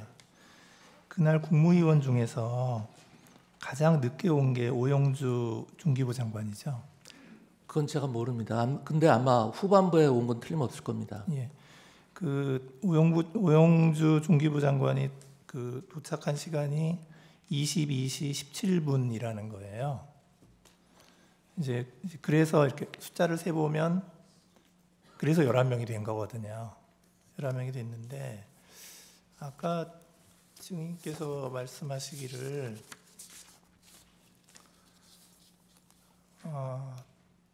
대통령이 국무위원들 다 왔냐고 물어보았고 다 도착을 하지 못했다는 말을 듣고 대통령이 다시 집무실로 들어가서 기다렸고 네. 과반인 11명의 국무위원이 도착했다는 보고를 듣고 다시 대회의실로 나왔다 이렇게 말씀을 하셨는데요. 제가 보고를 듣고 나왔다고는 말씀을 안 했고요. 네. 아마 그렇게 하셨을 것 같습니다. 아, 예, 예. 네. 그런데 이제 오영주 중기부 장관 말을 들어보면 중기부 장관이 회의장에 도착했을 때 이미 대통령께서 말씀 중이셨고 제가 자리에 앉을 당시에도 대통령께서 혼자서 계속 말씀을 하시던 중이었는데 당시 대통령께서 계엄이 필요하다고 말했던 것 같습니다. 이제 그래서 그 계엄이라는 단어를 듣고 너무 놀랐습니다. 이렇게 얘기를 하거든요. 그러니까 오영주 장관이 도착하기 전부터 뭔가 이렇게 회의가 진행되고 있었던 것 같거든요. 그러니까 그때 뭐 시계를 보면서 이렇게 하거나 그럴 경황이 전혀 없었기 때문에 지금 말씀하시는 시간이라든지 그런 거는 저희가 전혀 알지 못하고요. 다만 일에 쭉 순서가 그렇게 됐었습니다. 예. 그래서 사실 국무회의 이른바 성원을 갖춘 국무회의가 몇 분 정도 진행되는지도 잘 알지 못하고요. 거기서 오고 간 이야기 정도만 기억을 하고 있는 겁니다. 예. 이제 그래서 이제 그날 그 회의는 22시 22분까지 약 5분간 진행이 되었고 네. 22시 23분에 대통령이 방송 출연을 위해서 나가셨고요. 네. 예.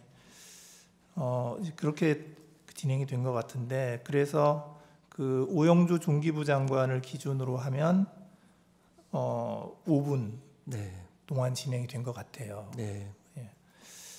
근데 이제 국무회의 간사는 그 행안부 소속 의정관인 네, 것이죠. 맞습니다. 네. 이제 그때는 경황이 없었기 때문에 참석을 못한 거죠. 의정관은. 의정관한테는 연락 자체를 아마 안 했을 것 같습니다. 왜냐하면은 그 국무회의 자체가 워낙 그 비밀 엄수가 보안이 생명인 상황이었기 때문에 아마 진짜 뭐 확정할 수는 없습니다만 안 불렀을 것 같아요. 예, 예. 제 느낌상으로는. 예, 그래서 아까 말씀하신 것처럼 이제 여러 가지 상황이 이렇게 전개가 되면서 아직까지도 이제 회의록 작성은 안 된 거고요. 네. 예, 예. 이제 그 다음에 이제 그러면 이 회의가 이제 국무회의였느냐 아니면 국무회의라고 보기가 어려웠느냐에 관해서는 뭐 여러 가지 그 견해가 있을 수가 있잖아요. 네네. 예, 있는데 지금 그 오영주 장관의 얘기를 들어보면 개회선언, 안건에 대한 설명, 폐회선언 등이 있어야 하는데 그 부분이 충족되지 않았다고 알고 있습니다. 이렇게 얘기를 하거든요. 그러니까 개회선언 없었고 안건 설명 그러니까 이 말이 맞나요? 개회선언 없었다. 안건에 대한 설명 없었다. 폐회선언 없었다. 뭐 개회선언은 당연히 없었고요. 그 다음에 뭐 안건은 제가 그 나중에 보니까 뭐 김용현 장관이 뭐 문건을 나눠줬다고 그렇게 하는데 일단 안건 자체는 그 자리에 있는 사람들이 다 알고 있는 상황이었고요. 그다음에 아까 말씀드린 바와 같이 국무위원들은 다 국무회의를 한다고 생각을 했습니다. 그리고 보통 국무회의를 하게 되면 대통령께서 맨 처음에 진행하시다가 그 의사봉을 총리님한테 넘겨드립니다. 그리고 나서 마무리는 이제 대통령께서 다시 종교를 짓는데요. 그때 이제 뭐 재판관님들께서 판단하신 문제입니다만 그날 아까 말씀드린 바와 같이 국무회의가 쭉 진행이 되다가 대통령께서 발표를 하고 다시 돌아오셔서 또 그 자리에 앉으셔서 계속 아까 말씀드린 그런 말씀을 하셨어요. 그래서 과연 이것까지 국무회의로 볼 건지 왜냐하면 그 나가신 다음에는 총리님께서 또 뭐 이런저런 말씀을 하셨거든요. 통상 우리 국무회의 하듯이 이제 바튼을 이어받았다고 볼 수도 있는 여지가 있고요. 그래서 국무회의의 종료 시점을 언제로 볼 건지에 대해서도 다양한 해석이 있을 수 있다고 저는 생각을 합니다. 예. 그 아까 저기 증인께서 말씀을 하시기를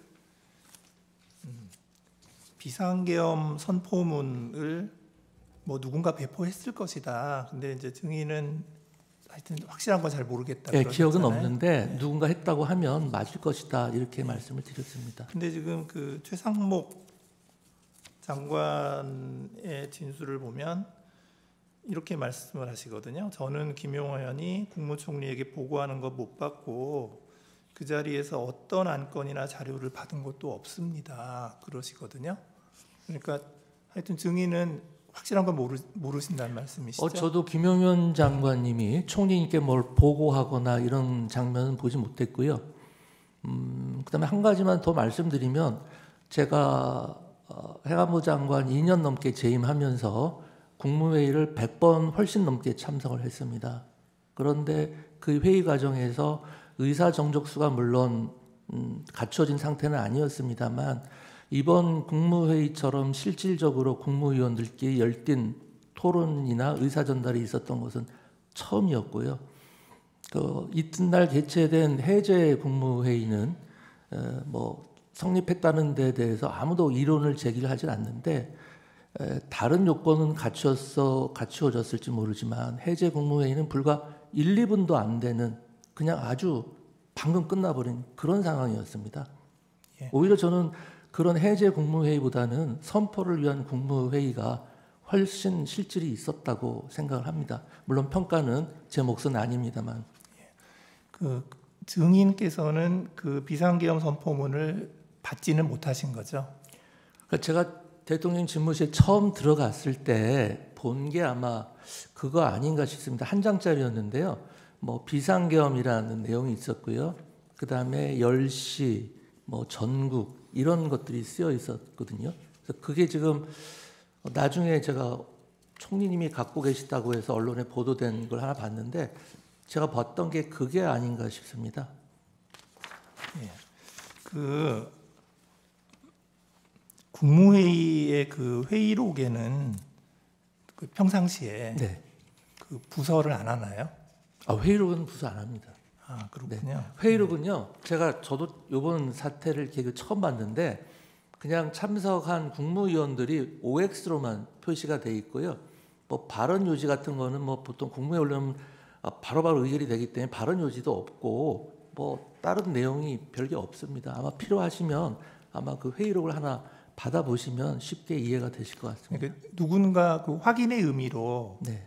거기에다가 뭐 서명이나 이런 거 할 거 아니에요? 그게 작성이 된 다음에 참석한 장관들 부처에 다 확인을 회람을 한다고 합니다. 그 회의록을 아니요, 그러니까 회람을 하면서 거기다가 서명 받나요? 안 받습니다. 안 제가 받- 알기로는 안 받습니다. 행안부 장관도 안 하시나요? 예, 저도 안 합니다. 그러면 그 작성자인 의정관 네, 서명만 있겠네요. 의정관이 서명하는지는 모르겠는데요. 아주 한두 장짜리 간단한 거고요. 거기에 부서하는 게 아니고요. 아까 국법상의 행위 문서에 이제 전자적인 방법으로 부서를 하게 되는 것이죠. 예, 저 최상목 장관의 말에 의하면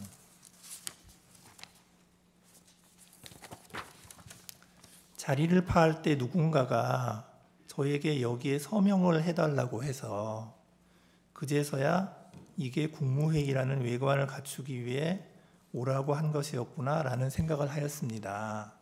이렇게 얘기하면서 자기는 서명을 거부했습니다. 이렇게 말씀을 하셨거든요. 네. 최상목 장관은. 그 다음에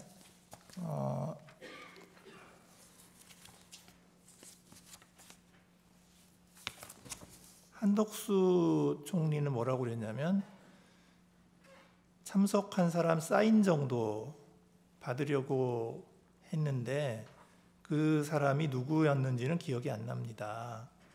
그런데 국무위원 전원이 사인을 하지 않겠다고 해서 아무도 하지 않았을 겁니다. 이렇게 얘기를 하는데 그리고 이제 최상목 장관은 한마디 더 하세요. 뭐라고 하시냐면 12월 4일 다음 날이죠.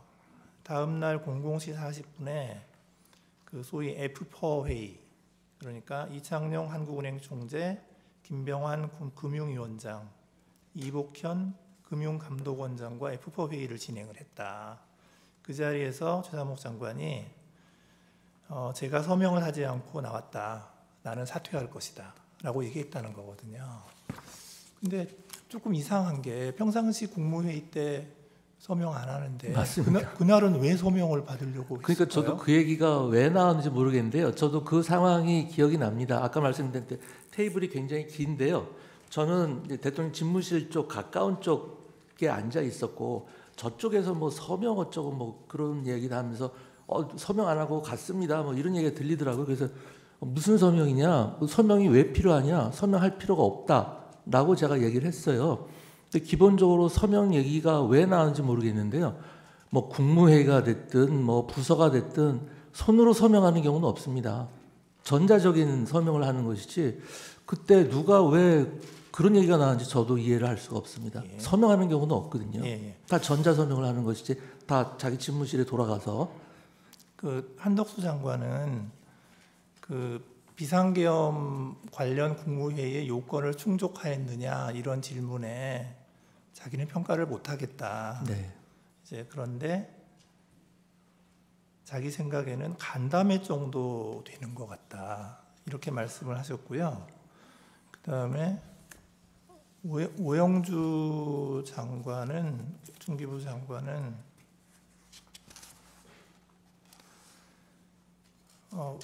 저는 그냥 회의지 국무회의라고 생각하지 않았습니다. 이렇게 말씀을 하시고요. 그 다음에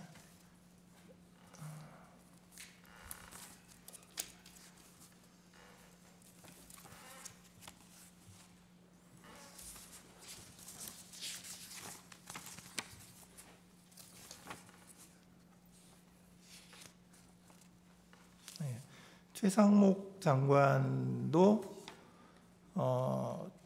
그날 모였던 것이 국무회의라고 생각을 하지는 않습니다.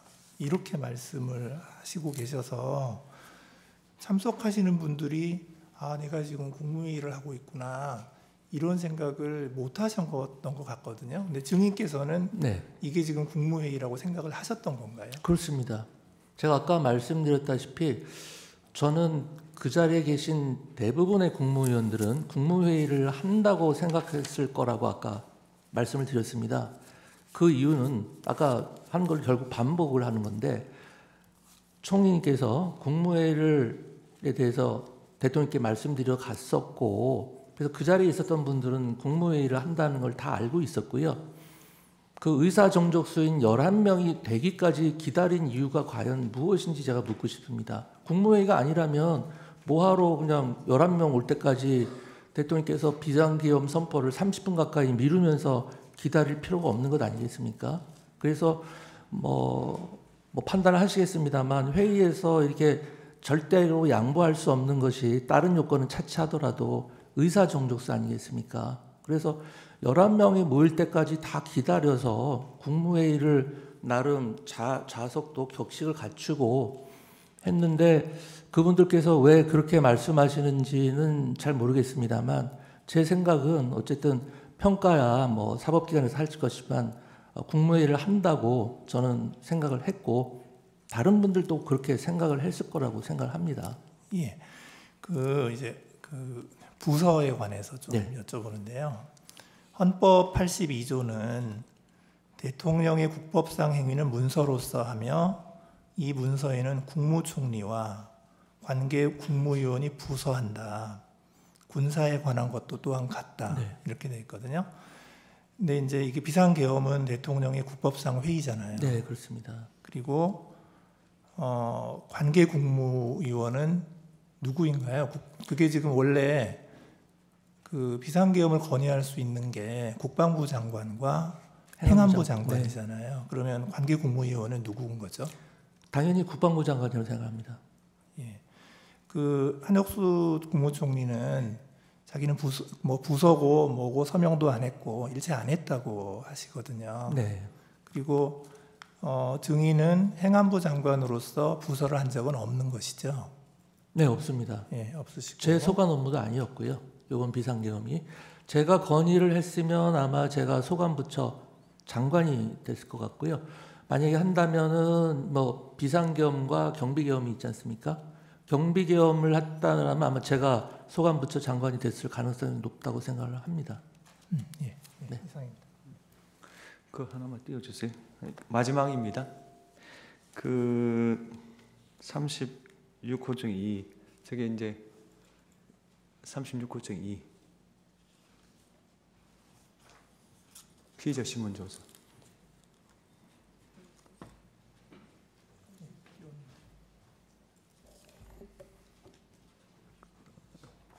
그게 36호증 2인가요?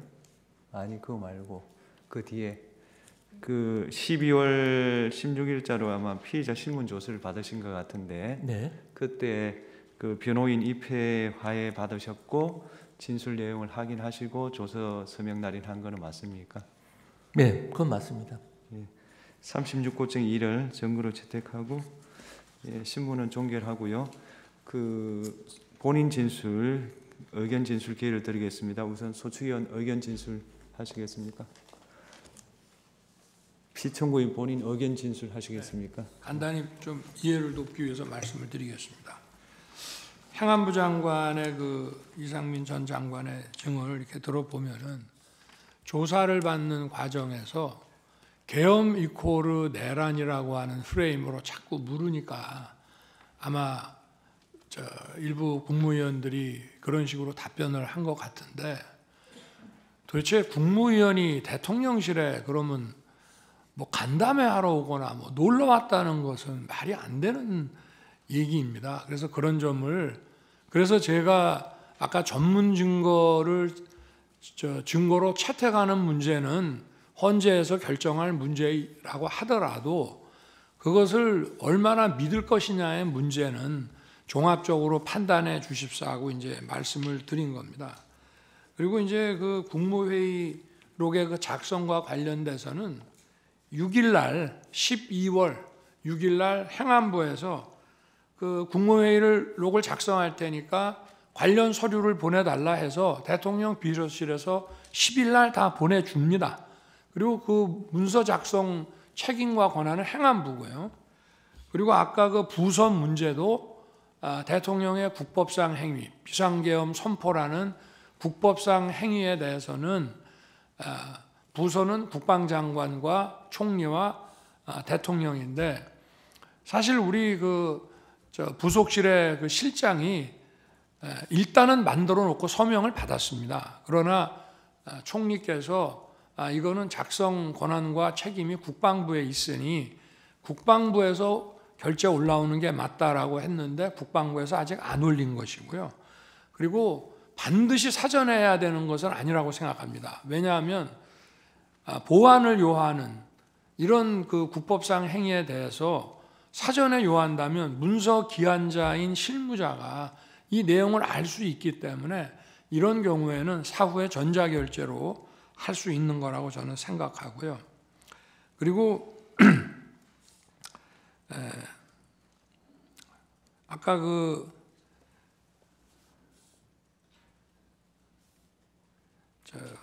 우리 소추인 측에서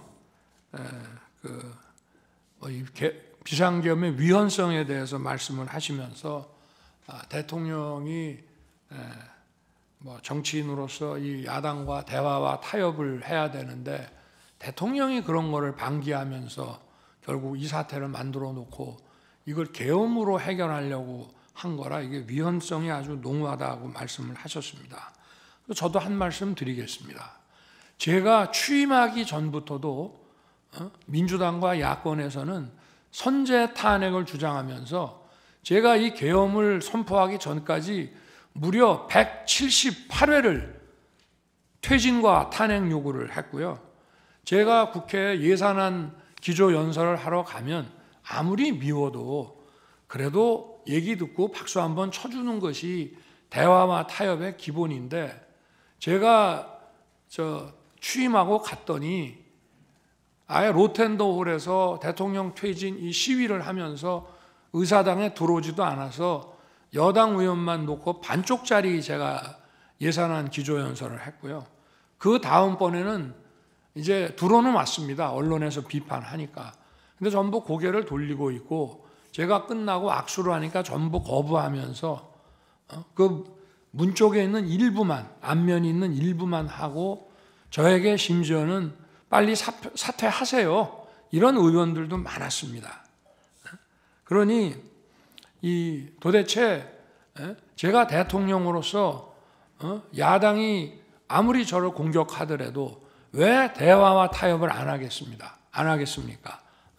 의석수도 100석 조금 넘는 의석을 가지고 어떻게든 야당을 설득해서 뭐를 해보려고 한 건데 이 문명국가에서 도대체 현대사에서 볼 수 없는 이런 줄타내기라고 하는 것은 이거는 대단히 악의적인 거고 이거는 대화 타협을 하겠다는 것이 아니라 그냥 이 정권을 파괴시키는 것이 우리의 목표라고 하는 것을 명확히 보여주는 겁니다. 아까도 뭐 0몇 %의 예산 삭감이 0몇 %에 불과하다고 했는데요. 뭐 미국에서는 뭐 몇 조 달러짜리 가지고 예산이 셧다운 되면서 뭐 대통령이나 국회의원이나 월급도 못 받는 사태가 벌어지지만 금방 타협을 합니다. 근데 도대체 우리 헌정사상 핵심 아킬레스건 예산을 일방 삭감한 상태로 예산안을 일방 통과시킨 것은 지난 12월이 유일했습니다. 그런 말씀을 제가 드리고 싶고 하여튼 이 무슨 뭐 대통령이 대화와 타협을 거부하고 불통해 일방 통행을 하면서 이루어졌다는 것이 바로 민주당의 계속된 프레임이었습니다.